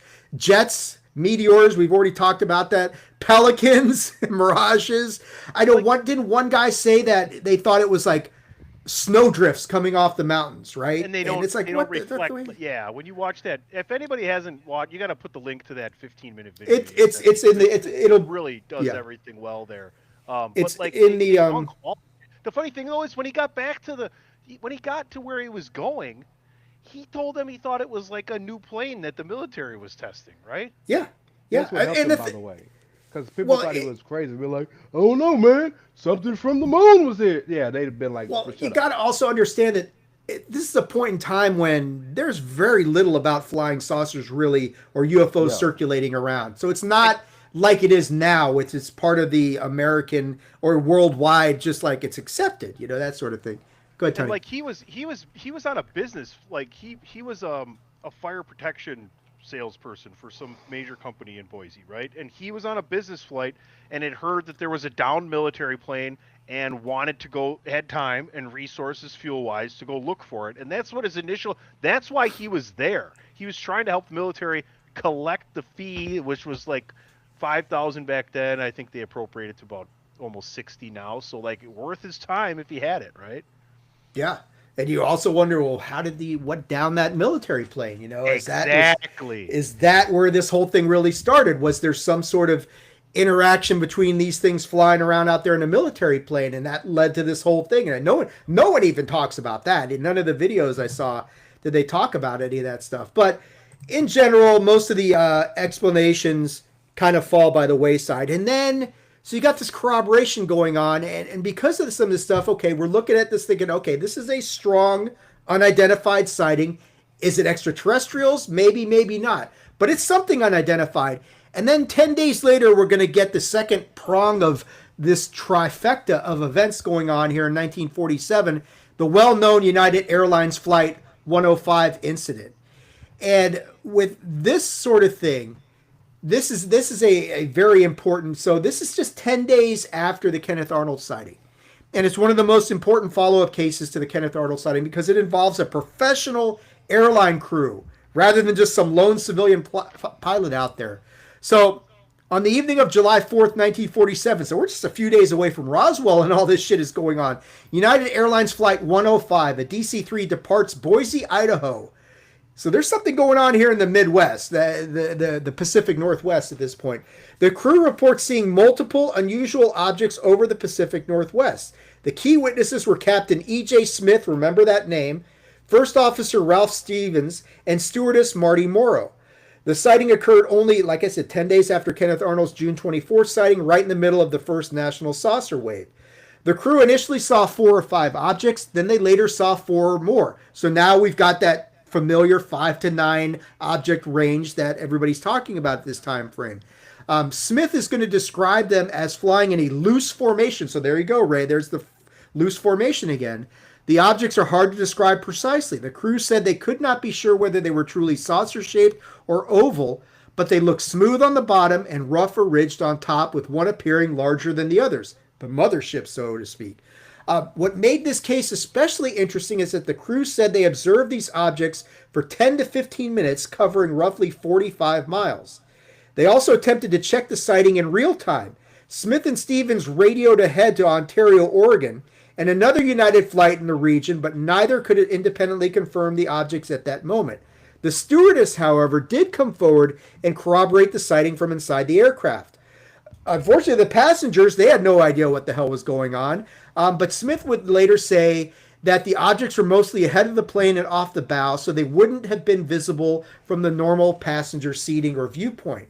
So why does this matter in the whole grand scheme of the Kenneth Arnold timeline? It gives ufology a professional pilot corroboration case, very close in time and in the same general region of the United States as Kenneth Arnold. And it helps shift the story from, hey, this is this one guy who saw something strange, to like, oh shit, a whole airline crew saw something weird too. And of course, the skeptics came out and they said, these will sound very familiar, especially to Tunney. Ray, welcome to the party, because you're going to hear a lot more of this. The U.S. military ultimately said the crew probably saw an ordinary aircraft. There it is, Tunney, balloons or birds. Birds or an illusion. So before we talk about it, let's take a look. This comes from the video that Tunney's talking about, the Weird History, the 15-minute episode about the Kenneth Arnold sighting. And I got this off Stupid Beyond Belief's YouTube channel. So this is just a bit of it that I plucked out of here. And it is, it's going to talk about the corroboration of the witnesses. And we're also going to get in a little bit about United Airlines Flight 105. So let's get in here and take a look at this. And here we go.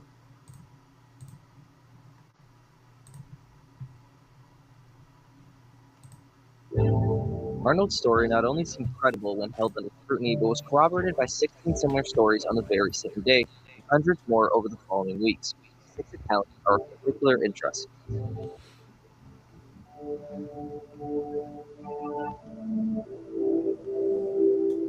Fred Johnson was a prospector working on Mount Adams around the same time frame as Arnold's encounter. He recalls seeing 6 round, tapered ovals that were sharp to a point. He also recalls the objects disturbing his compass.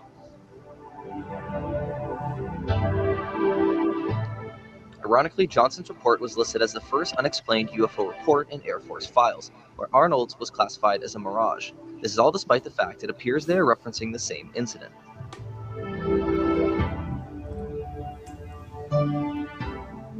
The next witness report of high interest was from a Forest Service lookout out of Salmon, Washington. The lookout claims to have seen shiny silver objects that produced distant flashes. He also didn't see any flying wings on the object, but believed that they were a new type of plane being tested.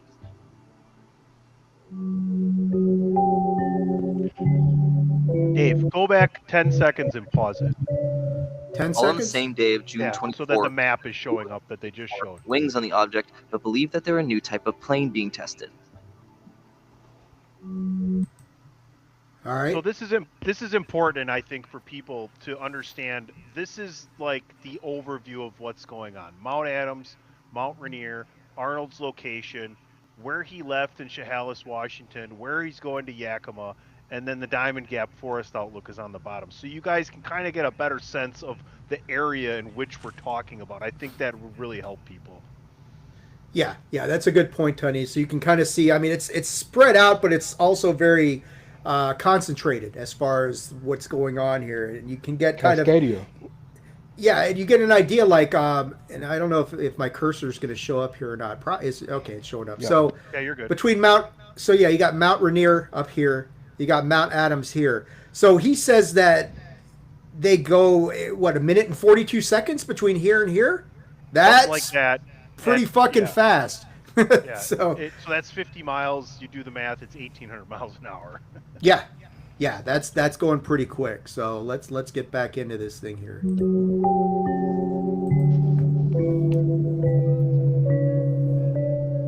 All on the same day of June 24th, another 2 witnesses came forward from Idaho to provide some of the most credible support to Arnold's story.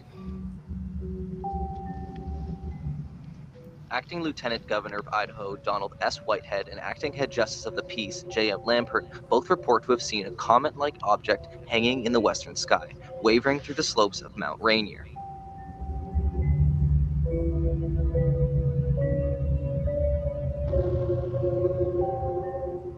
The next account of Decided the Feature comes days later from Los Angeles, California, and shared shockingly similar details.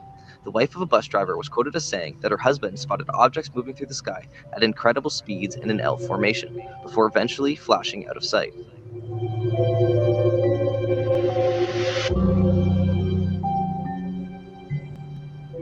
Another account that supported Arnold's story was based out of Manitou Springs, Colorado, when 7 employees of the railroad company claimed to have seen saucers similar to those described in Washington State.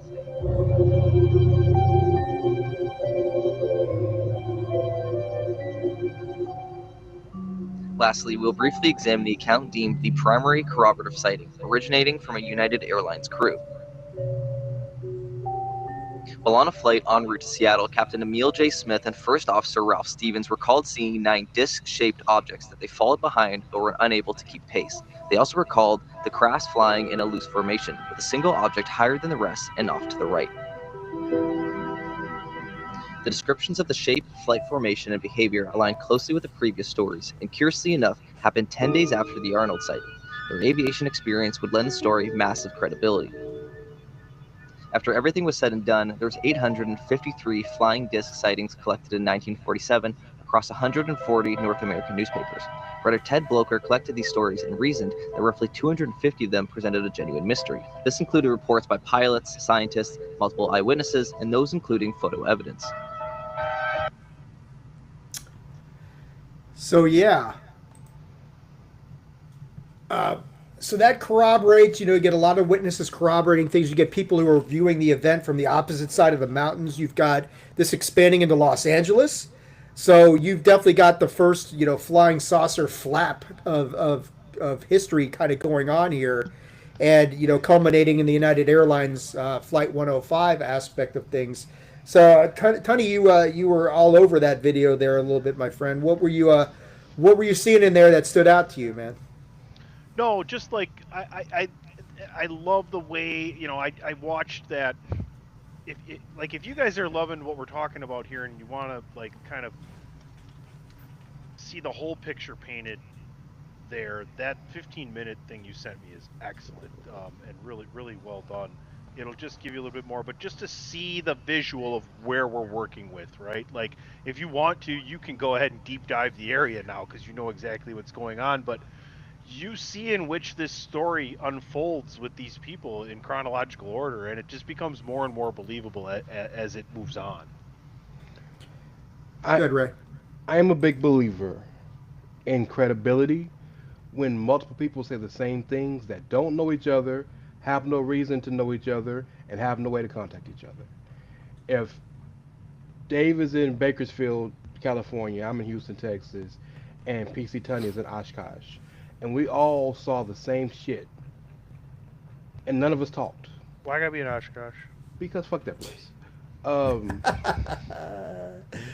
Sorry, Tyrese Halliburton. Sorry, Dylan Postles, aka Hornswoggle. I like y'all. Tyrese Halliburton. Well, you should say that. Yes, understandably. But if we never talked to each other, never were friends, never had each other's phone number, we all had the same sightings, that would breed credibility to me. So for all these people to say the same things, and particularly the biggest story with the plane, and literally following that thing for 10 minutes, and being like, "Hey, come see this. Hey, come see it," and everybody was like, "Oh, that's weird." That to me means, alright, so now there's no more smoke in there anymore. Like, now we're starting to see embers of the fire. Yep. Yeah, I mean, you got a lot of people of all levels of professionalism. A civilian pilot and a whole airline crew who are following behind this thing going, huh, what the hell is that? And these are people of esteem. So why would they put their reputations on the line in a time in this country where reputation was more important than money in some places? The funny thing about it, Ray brings up a great point. Like, if you were a pilot for a commercial airline in 1947, you were one of the highest respected people in your community and in circles, and like there were certain things that back then, if you did that, now it's just like, yeah, well, whatever.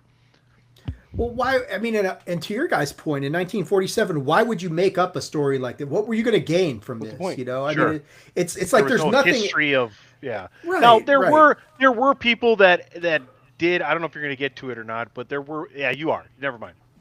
Yeah, I'm confusing the video with your synopsis. I'm sorry. We're going to get to it right. We're going to get to it right now. Yeah, I'm trying not to jump the gun on They Dave. couldn't have found them on Google though, so how would they have known?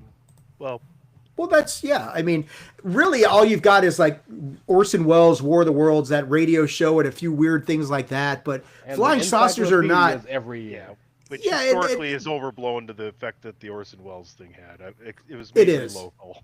It is very overblown. But I mean, you're not sitting there thinking, yeah, this is a moneymaker to cause this kind of shit. But as Tony said, let's get into kind of the other side of the coin and the potentially ugly side of ufology. And we're going to talk about the Maury Island incident, which is one of the most, I mean, Tony, this one might be more controversial than Trinity. And Trinity was pretty damn controversial. And Maury Island might be even worse. I agree. And there's some things to talk about. Now, chronologically, as we talked about, Tony mentioned June 21st, 1947. And here's where we make the tie-in. Because chronologically, the Maury Island incident occurs before the Kenneth Arnold sighting. But it makes more sense to do it this way because Kenneth Arnold is intricately involved, as is E.J. Smith from the United Airlines Flight. So it makes more sense to do it this way. So in a nutshell, the Maury Island incident. Harold Dahl and Fred Chrisman claimed that their incident happened on June 21st, 1947, 3 days before Arnold's Mount Rainier sighting. Dahl said he was on a patrol boat near Maury Island in Puget Sound when he saw 6 donut-shaped objects overhead. One of them supposedly began dropping debris, white metal and lava-like fragments, which allegedly injured Dahl's son and a crewman and killed Dahl's dog. I mean, it doesn't get much worse than that. Dahl also said that a dark-suited man later warned him not to talk. So this is regarded as possibly one of the first mentions of the notorious Men in Black in modern history. Not the Tommy Lee Jones and Will Smith Men in Black, but the real guys. Could be the precursor for the John Wick story, too, with the dog dying. That's very... I don't know if Harold Dahl went on a 5-movie rampage, but you've got a good point there. Any relation to Roald Dahl? I don't know. I don't think so. But we'd have to look into that. Yeah. Here comes the Ray in Black. Oh, God. Well, technically, Ray is black. Yeah. Hey, there's Ray. He's black. Wow. We're going there, are we? So after Arnold becomes famous with this sighting that he had, Raymond Palmer, the science fiction editor, who later played a huge role in early flying saucer culture, contacted him and said, hey, Ken, you need to investigate this Maury Island situation. Now, where this gets a little shady is that Palmer wires money to Arnold to go ahead and do it. So that's problem number one right there. And it's like, okay, you're paying him to do this. So Kenneth Arnold brings in Captain E.J. Smith from the United Airlines Flight 105, and they go and they assess the story. So Chrisman is going to show them some alleged fragments, and apparently Kenneth Arnold and E.J. Smith felt like the white metal that they had examined was mundane and it was unconvincing as evidence of anything extraordinary. So that detail is important, and it actually adds some credit. While it detracts from the credibility of Maury Island, it adds credibility to Kenneth Arnold because it's showing that he's not some fool who's just accepting anything presented to him as being valid. He's like, no, I don't think that this is anything extraordinary. The case, though, is going to take a very tragic turn, and this is going to feed into generations of conspiracy theories. So Kenneth Arnold is going to contact military intelligence. Lieutenant Frank Brown and Captain William Davidson, they come to Tacoma, Washington. They interview the people involved. They allegedly collect the fragments of what was recovered, and then they take off. And then their B-25 bomber crashes near Kelso, Washington on August 1st, 1947, killing both Brown and Davidson and creating a tragic situation. So the crash, of course, is going to give the story enormous staying power To the believers, this smells like a cover-up. These motherfuckers crashed this plane to prevent any of the fragments from ever reaching its ultimate location. To the skeptics, it's of course just a tragic accident that became fused to this kind of questionable tale of what's going on. Now, shortly after this, the FBI concludes Maury Island is a complete and total fabrication and a hoax. The Bureau found that Dahl and Chrisman had floated different versions of the story. They were trying to build publicity around it. Edward Ruppelt, who we mentioned earlier, famously called Maury Island the dirtiest hoax in UFO history. I think one of the guys, Dahl would recant what he'd said earlier in facing enormous pressure because of the crash and the death of 2 military personnel. Now, the prevailing opinion is, of course, that Maury Island was a hoax. But there's still many people who support it as a legitimate event, and we look at the following factors. A number of defenders point to later readings of the FBI files and argue that the standard summary that Dahl and Chrisman simply made the whole thing up, it's just too neat, it's too tidy. In particular, the Washington State Senate's 2017 resolution on the incident reported the claim that Harold Dahl publicly said the event was a hoax after the Brown-Davidson crash, but that the FBI later concluded that this public recantation itself was made, like I mentioned, to avoid ridicule and attention. So it doesn't prove the original story was true, but it does provide a reason why some of the falsity about it may have been overblown. The skeptics acknowledge that Kenneth Arnold, Captain Smith, Frank Brown, William Davidson, they all got involved. So there's a military interest in what's going on here. And if it was all complete and total bullshit, why would all of these people have been involved in this whole thing? So a lot of the believers say the level of attention that this got suggests the case was taken seriously, even if it later kind of evolved into a hoax verdict. We talked about no matter what you believe, they really think that this Maury Island incident is where the now famous Men in Black motif came from. And Dahl's claim that a dark-suited stranger warned him not to talk, even if the underlying incident is disputed, the case clearly helps shape later UFO mythology. Some defenders argue that this makes it more than just a throwaway hoax. It may reflect some real event that then got distorted, dramatized, and buried inside folklore. And lastly, we've got writer and filmmaker Steve Edmiston, one of the main modern defenders of Maury Island as a worthy historical mystery, has argued that the FBI documents fly in the face of the popular belief that the entire story was just a crude concoction by Dahl and Chrisman. His view is not that Maury Island is a proven alien contact, but that the case was likely more tangled, involving competing narratives, official confusion, and myth-making layered on top of an uncertain original event. So, is it a hoax or is it not? Quite possibly. And, before we start getting into the whole legit or bullshit aspect of at least this aspect of things, let's take a look. We got a short video kind of summarizing the Maury Island event here that we can take a look at and kind of get into this a little bit. And then we will discuss this in more detail.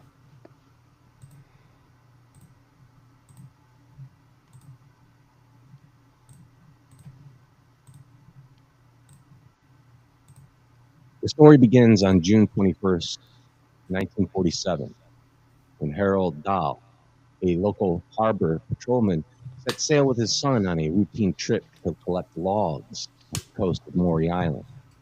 Little did they know that what awaited them that day would forever alter their lives.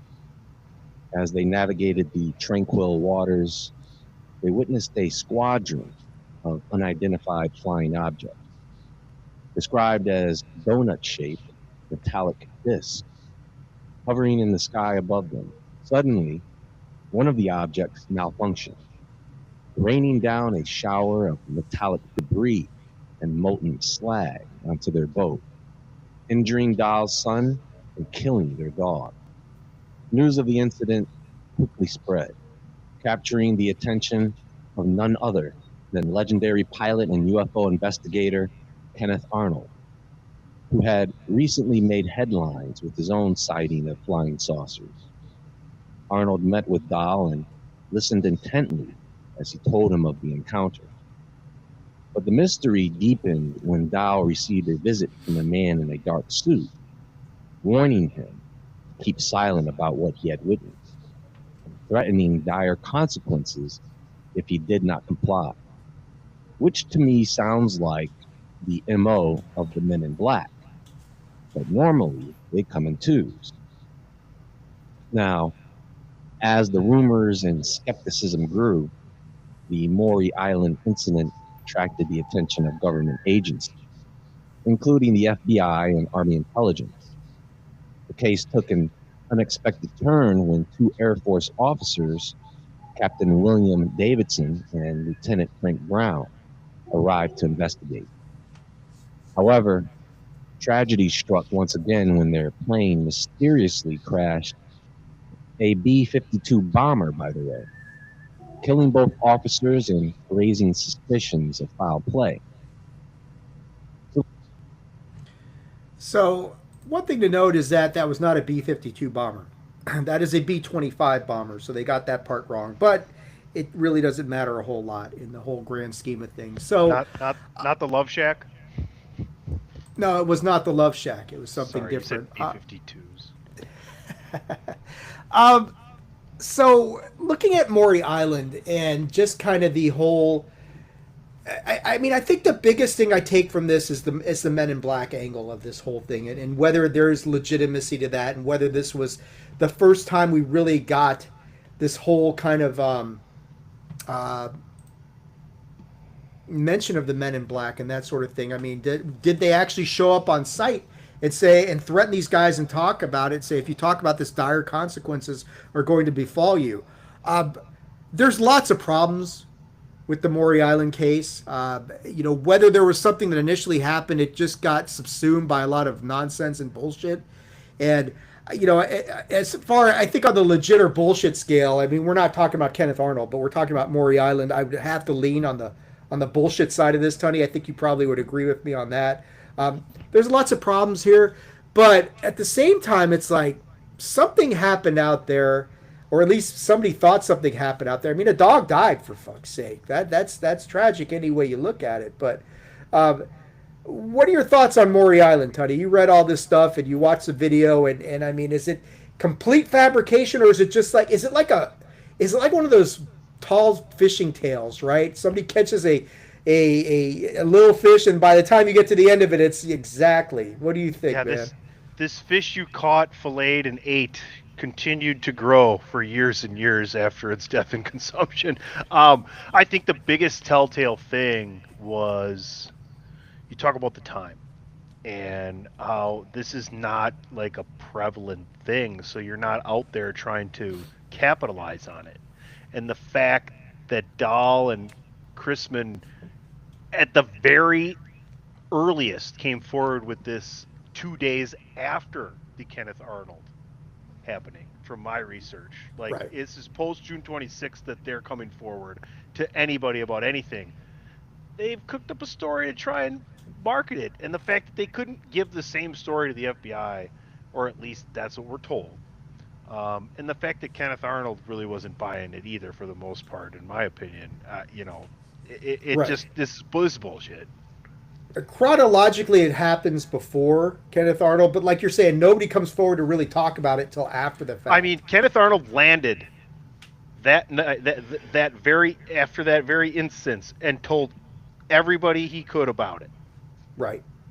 And these guys didn't mention anything until, oh, hey, let's get it is like, the fact that two military guys died in a plane crash. And like, I think this is like the first Air Force, like the Air Force had just been formed. No, well, no, I think it was formed after this. Yeah, exactly. So I mean, it's like it's all very strange and tragic, and just like, if it was all bullshit, then what are we doing out here? Ray, your impressions on this event, the Maury Island incident, and everything you've learned here in the past 5 minutes about this.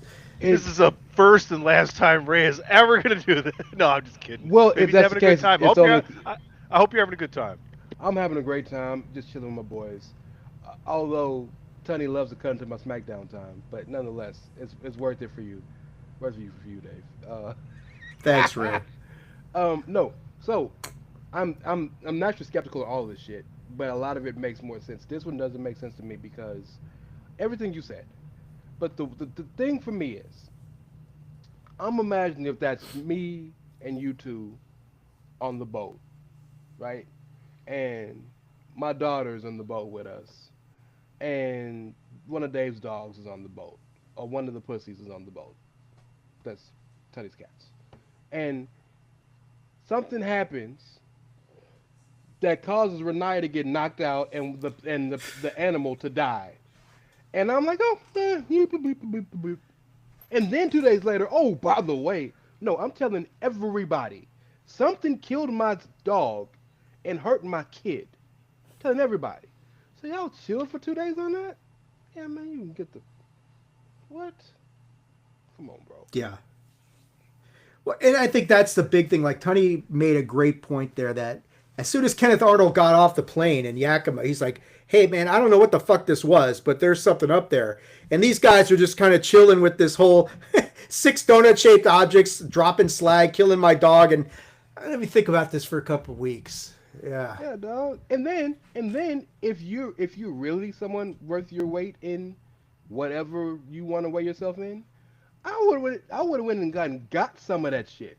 Like, this is the shit that fell from the sky. They got it. They got it, and they showed it to Kenneth Arnold, and he's like, and they showed it to Smith as well, and they're like, I don't think it's anything that spectacular. Did they get it, or did they make something up? Well, they did. They made something. It's bullshit. Yeah, exactly. Whatever they gave them was nonsensical. So Maury Island has its problems, but it is. Tony, I think we both agree this is a very important piece of the puzzle. For sure. As to everything that's going on, because you get to see the layers and like the variance as to, okay, this feels real, this not so much. You're and I think what we'll talk about it at the end, but in one end you've got Kenneth Arnold and United Airlines Flight 105 at one end, and then you got Maury Island, which is, there's a lot to be said for contemporaneous sort of corroboration and people reporting things immediately rather than sitting around. Let me think how I can dramatize this the best way I can. So as we come into the tail end of this whole thing, there is something that I wanted to talk about, that Kenneth Arnold might have been a victim of a hitchhiker effect. And I mean, we've talked about a lot of people who go to Skinwalker Ranch, they come home and the phenomenon can follow them home. And with Kenneth Arnold, one of the things that I learned about him is that he may have been followed by a sort of strange phenomena, came home with him and kind of hung around with his family after the fact. His daughter Kim discussed orbs in their home. They had paranormal experiences that may have altered Kenneth Arnold's view of what he had experienced. This caused him to believe there may have been a biological connection to what he experienced. It could all be linked to the paranormal. It might be linked to life after death, that sort of thing. It's all kind of very strange. So let me play another clip for you guys from Weaponized that talks about this potential paranormal connection to this sort of thing. This also came from Weaponized. So we're going to take a look at this, because this is a little bit strange when you start thinking about it. It's like, okay, well, is this the first real documented kind of situation involving this sort of hitchhiker effect that people talk about? So let's listen in on this thing and see what we get.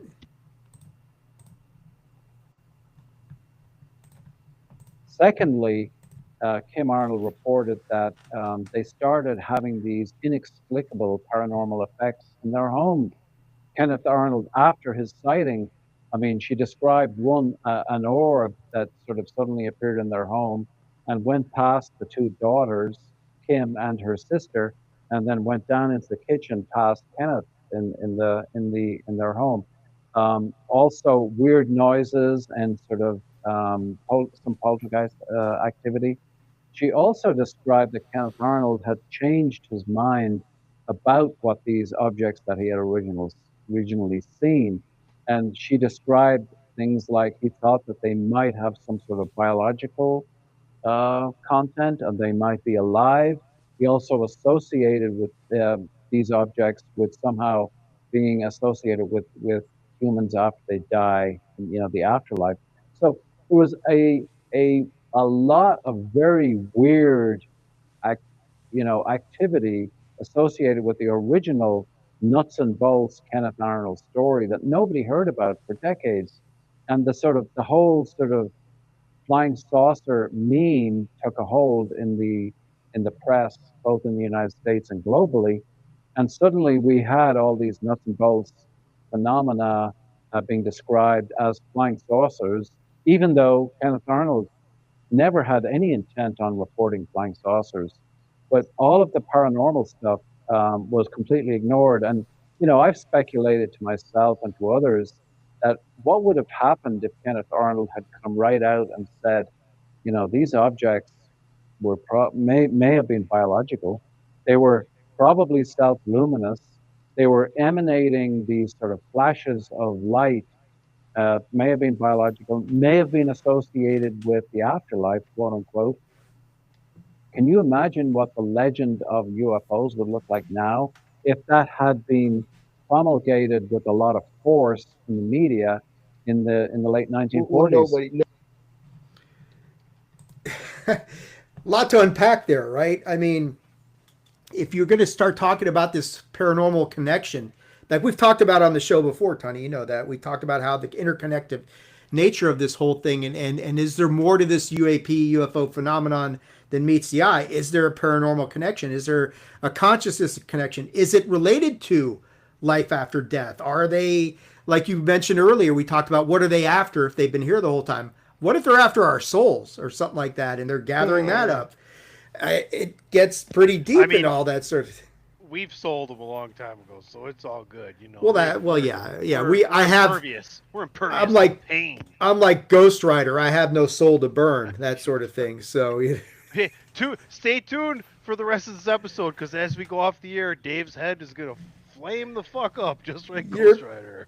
Penance stare doesn't work on me. I have no soul to burn. I love that line from Ghost Rider. But yeah, some weird stuff going on with Kenneth Arnold. I mean, and was he exposed to something in this sighting? Because he's the first one to really make this sighting and this correlation.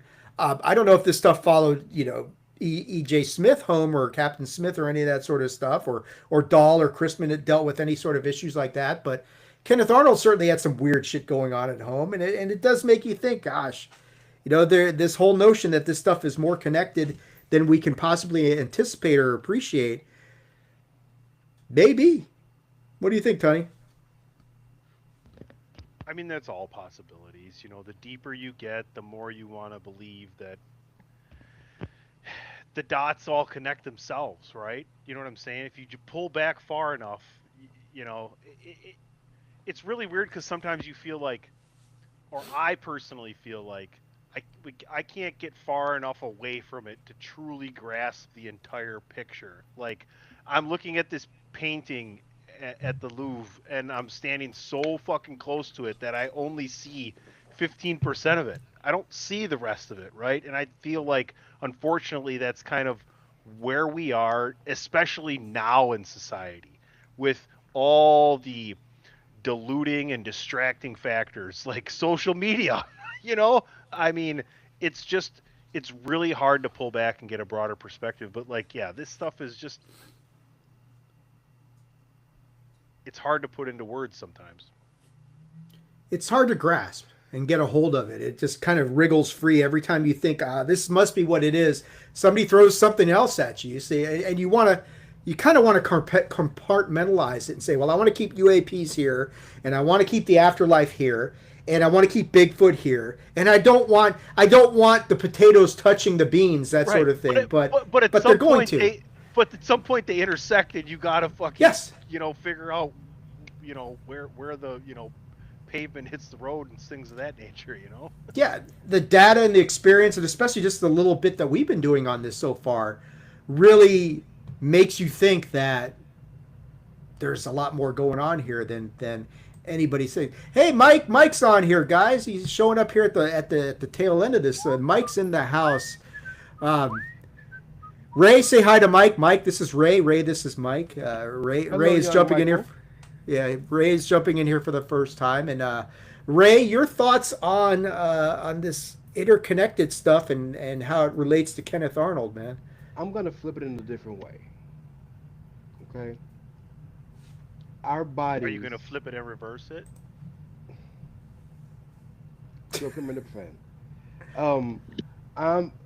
So our bodies are carbon based, and because of our compositions of our bodies, there's so much absorption that happens through our pores. That's why we get sick. That's why that's why a lot of illnesses and a lot of viral bacterial things can spread easily by touch or by being around somebody or things of that nature. The orifices in our bodies. But anyway, long story short, our bodies can, through osmosis, garner different things.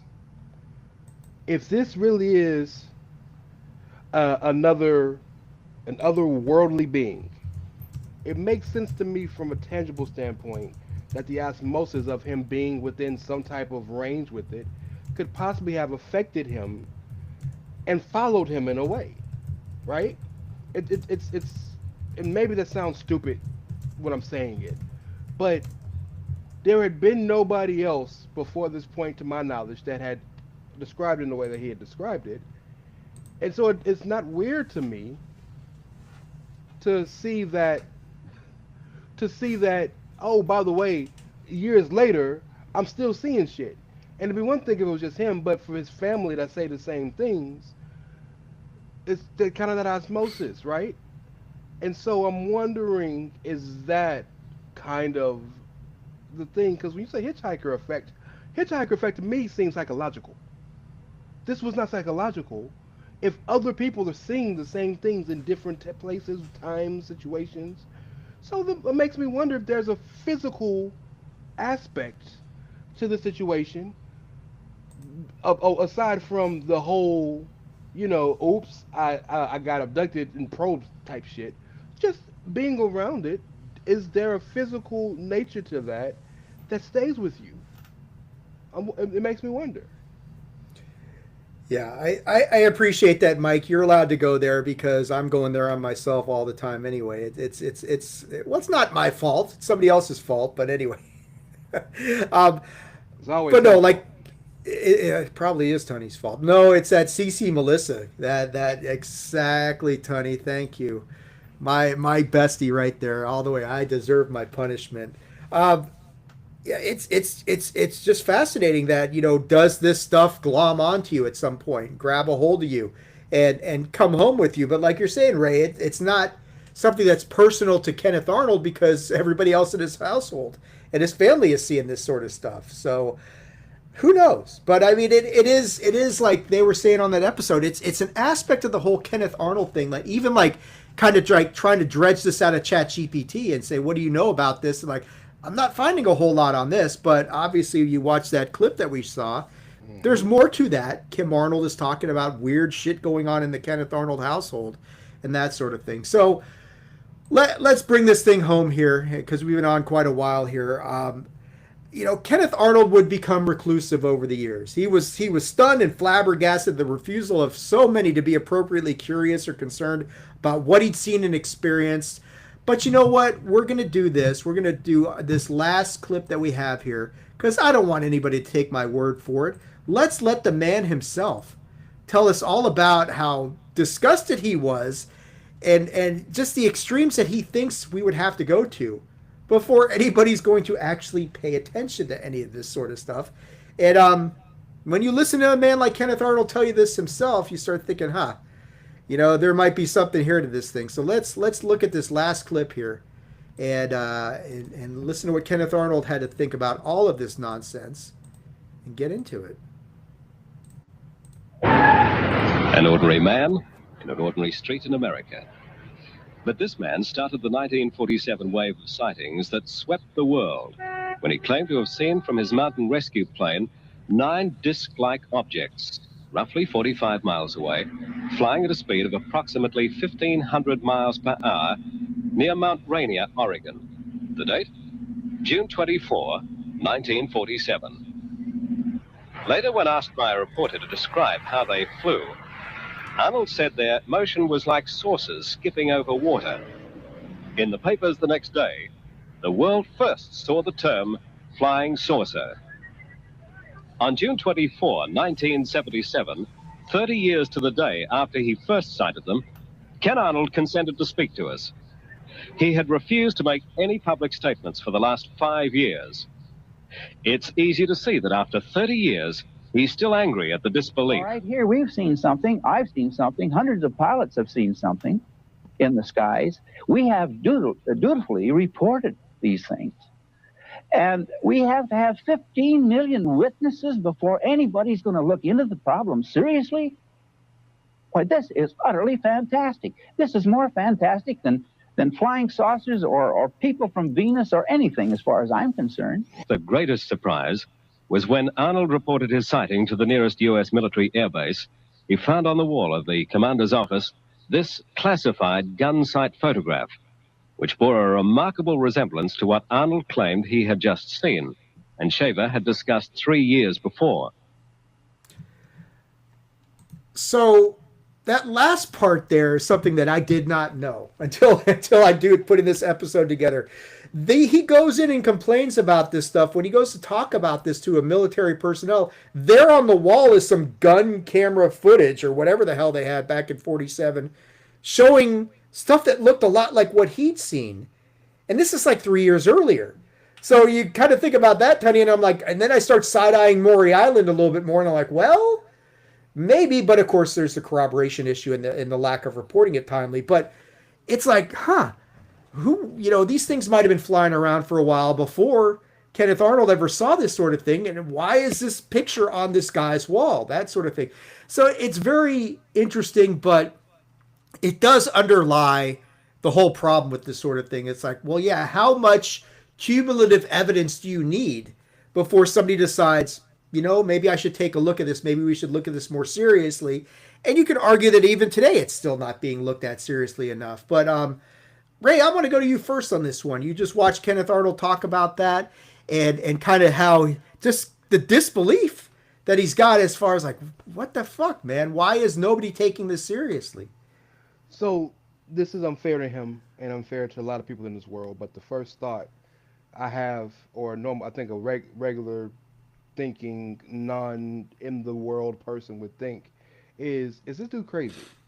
And that man comes off to me as very well put together, smart, salient, intelligent, and like he does not come off to me as a person who is very fanatical, who is very out there, who is very, pardon the pun, but outer space, spaced out type deal.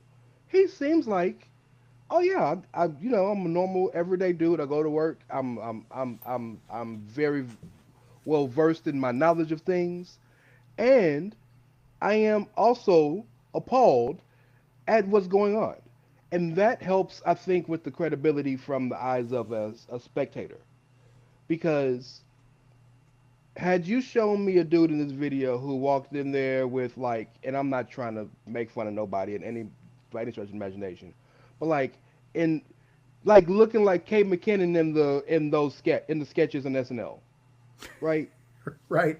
If someone had walked in... Well, first of all, they came down, I was scratching my cooter, and they came up and they put the shit up my pooper when they were doing the pro, but I didn't appreciate that. Exactly. If they'd have come in like that, man, I'd be like, if you don't get this shit off my TV. But no, my boy came in straight suit, looked good, looked normal. Like, I'll probably see him somewhere in an investment firm or some shit. Like, he looked like a real dude. And that should not matter what you look like, how you are. But in the eyes of something so fantastical like seeing an otherworldly being, that helps with the credibility of the belief. And we all three of us have talked about I believe half of what the government tells me and half of what they show me and none of what they tell me. So yeah, I would be like him, dog, what are we doing? And for them to be like, oh yeah, by the way, you see this? Well, bitch, I told you this years ago. Remember, Ray, they were white pelicans, buddy. White pelicans, man. Because they be shining, right? At 9,000 feet in the air. Shiny pelicans at 9,200 feet. Tony, your thoughts on the Kenneth Arnold interview there at the end? So, with what we've been doing for a decade, right? The three of us have been in on all of this, quest of podcasting and meeting new people and interviewing people and trying to interact with new people. We've all had a chance to see a different side of a lot of parts of our culture and society. Yeah. I like to think of myself as a really good judge of character, and I say that because I have the best friends. Whether it's the group that I still hang out with and my boys from high school, whether it's the sports connections I have being in competition sports for a long part of my life, or now in podcasting. Like, I'm surrounding myself with great people, and I can tell a large majority of the time when I'm being fed a gigantic line of bullshit. I don't feel like that at all when I listen to that man. I feel like a couple clips we might have had today or in the past, I felt that from people, but I do not feel that at all when I listen to that interview. Ding. Ding, ding, That ding. is very well stated, Mr. Tunney. I think, I agree. Let's bring this thing home. Let's bring this home. Some final thoughts. So when we take a look at these three events, Kenneth Arnold, United Airlines Flight 105, Maury Island, this shows how the modern UFO era took shape almost immediately, instantly, in the summer of 47. Arnold's sighting provides a foundational mystery, a serious witness, a strange aerial encounter, no definitive explanation. Then you go to Flight 105, reinforce the idea with trained air crews. They're also seeing unusual stuff. Maury Island, of course, by contrast, demonstrates how quickly the subject could become contaminated by sensationalism, opportunism, tragedy, and potential hoaxing. I think really the key takeaway from this early 1947 timeline leading into Roswell, of course, is the flying saucer era. It doesn't begin as one neat, isolated mystery. It's a mixture of credible testimony, supporting reports, official attention. There's some tragedy mixed in here. There's some immediate confusion. There's some exaggeration going on for sure. But Kenneth Arnold remains the strongest and most historically important, his sighting of the three of them. Flight 105 gives the story a lot of reinforcement. Maury Island is a warning that, you got to be a little bit careful because there's a lot of tangle of unexplained mixed in with unreliable. But then, of course, guys, not long after this stuff happens in the desert of New Mexico, the arguably the most important UFO event in history is going to take place. Nothing would ever be the same. We'll get into that on the back half of the part 2 of the summer of 1947. It is verdict time, Tunney. We've already rendered our verdict that we think Maury Island leans more on the bullshit side of things. But as far as Kenneth Arnold and United Airlines Flight 105, which I'm going to link them together because I think they're very similar. I'm going to go first on this. I'm going to say these are all legit. Everything I've seen from Kenneth Arnold, the immediacy with which he reported this stuff, the corroboration of a whole flight crew on United Airlines Flight 105, the fact that Kenneth Arnold never calls them flying saucers and never really says extraterrestrials. He's just reporting something weird and it takes on its own life from there. I find very little reason to doubt his version of events or to call it bullshit.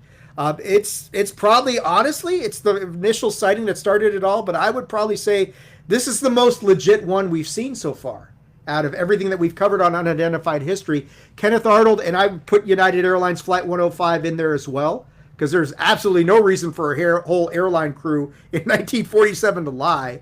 So I'm going to go legit on both of those. Maury Island is its own problematic sort of situation, but I'll go to you first, man. I know you've been the East German judge more often than not on these, but I have a feeling I know where you're going with this one. 3.6. He fucked up the dismount. What is this? Is this an episode of Big Five or what? I think I'm gonna. I think what did Cage Match give it, Tony? Dave, you're fucking crushing it today. That's awesome. Like you do all the time, but it's just the next level that you took the show to today with everything that you put out there and how we did it. This show continues to get better and better, and hopefully we can all just continue to get better like you are. This is the closest thing to legit that we've had. Kenneth Arnold is legit at the very least, right?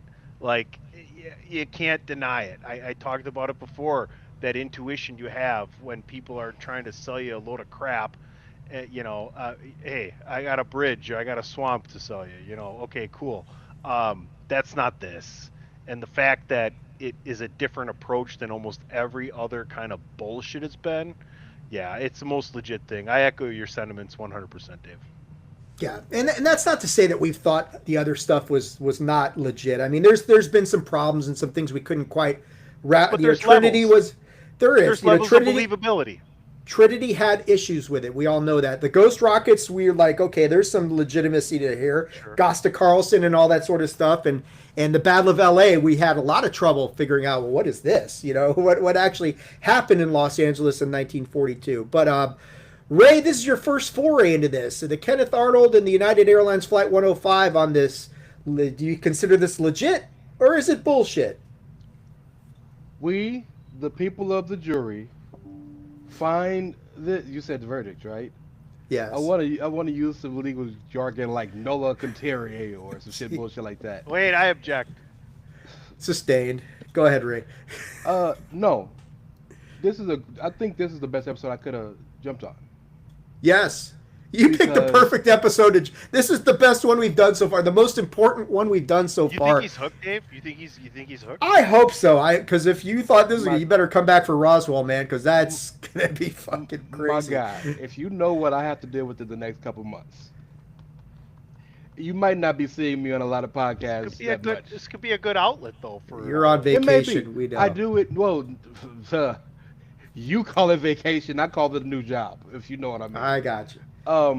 But no, so this is the perfect episode for someone like me who I wouldn't call myself skeptical, but I'd call myself ignorant on a lot of the field because I don't know much other than, you know, things you hear and you see on big media. And this story has so much validity to it and so much believability to it and so much credibility to it that I can't help but say it sounds legit. We all have our misgivings about the Maury Island incident and all that, but the rest of this stuff, especially your boy Ken Arnold, Doug, like, yes, if I saw a dude today, I'd be like, man, they screwed you over, my boy. I don't know what's going on with them. Like, I believe everything that man said. I believe everything in the flight crew. I believe all of it. And so this is the perfect one for me because y'all didn't bring me up here with some Kay McKinnon type shit. Like, y'all brought me on here with some shit that is like, take to the bank. Yeah. So yeah, legit, not guilty or guilty depending on whatever. You the lawyer, you decide. Well, I already decided. I think this is the most legit event that we've done so far, the most important event that we've covered so far, and it really kicks off the summer of 1947 that changes ufology as we know it. Everything changes from here forward. This is, like I said, I told Tony before you got on, Ray. This is the attitude era of ufology right here, the summer of 1947. So I missed WrestleMania 2. Yeah, you missed WrestleMania 2. You missed WrestleMania. No, more importantly, you missed like WrestleMania 8, 9, and 10. Yeah, Ray. There you go. This man made me watch. Tony, you don't understand. This man made me watch a David Sammartino match. I will never forgive Dave for making me watch David Sammartino. I'm sorry, not sorry. But what I'm What I'm not sorry about though is that Ray, you were here to cover this episode of Unidentified History with us. That is it for this one. Like I said, between now and covering Roswell, I am for my wife. I'm going to talk about the ice wall in Antarctica and do my own research and draw my own conclusions as to, is there anything behind the wall? You know, is there some big conspiracy? Are they hiding something in Antarctica? I doubt it, but because my wife seems to be very interested in this topic and she knows how good of a researcher I can be, it's like, fine, babe, I will effort it and look into it. So we will cover that on the next episode of Unidentified History. And then, we're going to go into Roswell. And boy, if you thought the rabbit hole was deep on this one, it gets a lot deeper. I mean, way deeper. Have either of y'all ever been to Roswell? I've never been out to Roswell. You've been there, huh, Ray? Yeah, it's so cool out there. Is it? There's not a lot out there, is what I hear. No, it's not. But they really play into the UFO thing. Like, well, they should. The McDonald's we stopped at going through is shaped as a UFO. It is so cool. Well, yeah, I mean, like we have like out on the way from here to Vegas, they got this place called Alien Beef Jerky, and it's got a UFO shaped hotel out in the middle of nowhere, cool, and Baker, California, where you got the world's largest thermometer, and this. We have Mars Cheese Castle. Okay, well that's I a don't little think that's the same Mars, different, but well, that's the best we can do here. It's got to have cheese. Mars, name of the company that owns M&M's. Mike's telling us don't go to Roswell in the summer. Obvious no. reasons. Well, yeah. no, Mike, You hot? It's hot. So, Mike, New Mexico is better than if you go to Arizona or Southern California. Yeah, Bakersfield's not who fun. has family? Half of my family's from Phoenix. I'd rather be in Roswell. Bro, Bakersfield's not fun in summer. Indian Wells for contact in the desert is not going to be fun. It's hot out there. Shout out to the Death Valley. Yeah, Death Valley. No, you don't go anywhere near Death Valley. They won't even let you out into Death Valley in summer unless they know that, because if you run out of gas or your car breaks down, you're dead. It's over, baby. It's over. Done. And this episode of Unidentified History is over as well. Ray, now that you're verified, I got suspended, Ray got verified. How does that work out, man? How does that work out? Ray, where can people follow you on social media? This is where I put the meme of Thanos with the thing that all things are balanced. Are they? Are they? Well, Dave was always on Twitter. I never was. Now I'm always on Twitter. Dave can't. It's all. You should see the amount of shit he's posting in the Bandwagon Nerds chat now, Dave. I wish I could, but obviously that's gonna. I just said fuck it, man. I got tired. But also, I'm. It's easier for me to verify if I posted some shit or not, because Patrick is always busy. So, but anyway, at It's Ray Cash, R-A-Y as in Mysterio, CASH as in dollars. Follow Chairshot at Chairshot Media. We are not verified. Follow Nefarious Means. They are not and probably never will be verified, but nonetheless. And we got another shit coming in various times of days and whatever. You know what it is. Tony, I feel bad. You can't outraise social media anymore. It makes me feel empty inside. I feel more soulless than I normally do. But where can people follow you on social media? I don't have to do a damn thing if Tony wants to. By all means, please advocate. I have so many things added to my plate, and it's good. That I am so thrilled that Ray is announcing his own social media. It hurts my soul too. Progress. Hurts my soul too, Dave. I love my brother Ray. I want to shout out Mike for just tuning in and being a great listener. Like, come on the show one day or something, man, or whatever. Thanks for the follow back. I followed Mike. Go follow Mike. It's right there at Whistling Mike. That's Twitter. Give him a follow there on X. Account? Yeah, give him a follow on X. Doing it right now. Follow me at PC Tunney. Like Ray said, Chairshot Radio Network on all your favorite streaming platforms, thechairshot.com, prowrestlingtees.com/thechairshot, and most importantly today, attitudeofaggression.com, where Dave has made some amazing different changes, and it's just a beautiful site to go on, and all the information is there. Like I said before, I'm so blessed. These are two of my best friends right here, and I just love getting together with them. And I can't wait till we talk about the ice wall. Is there a chance we have an ice dragon down there? Is there anything going on Game of Thrones wise that we don't even know about? That's a thought. Shout out to the Nine Kingdoms. I'm sorry, I couldn't get out of here without that. Another part of the attitudeofaggression.com. The White Walkers, or the Frost Kings, or the what are they called? The Yetis? Or what's my boy in the with the? They're White Walkers. Yeah, that shit. Yeah. Mike, I will be before we do. I think before we do Roswell, I will give you a message, Mike, and let you jump on for that, because I got your number, and we're gonna need all the help we can get for Roswell. That's gonna be one of the deepest dives possible. But as Tony said, if you like what you're seeing, I promise you guys, if I ever get a human to actually look at my case on X, they'll probably reinstate me. But whenever that happens, who the hell knows? But until then, go to attitudeofaggression.com. Check out the Attitude of Aggression's YouTube channel. Lots of stuff going on there. And by all means, follow these guys and follow Whistling Mike on X as well for all your unidentified means. But that's going to do it for this episode of Unidentified History. Hope you guys enjoyed it. This was a big one, and probably the best one that we've done so far. And I hope everybody enjoyed all the video and tying everything together as well as we could. We will catch you next time. What's behind the wall?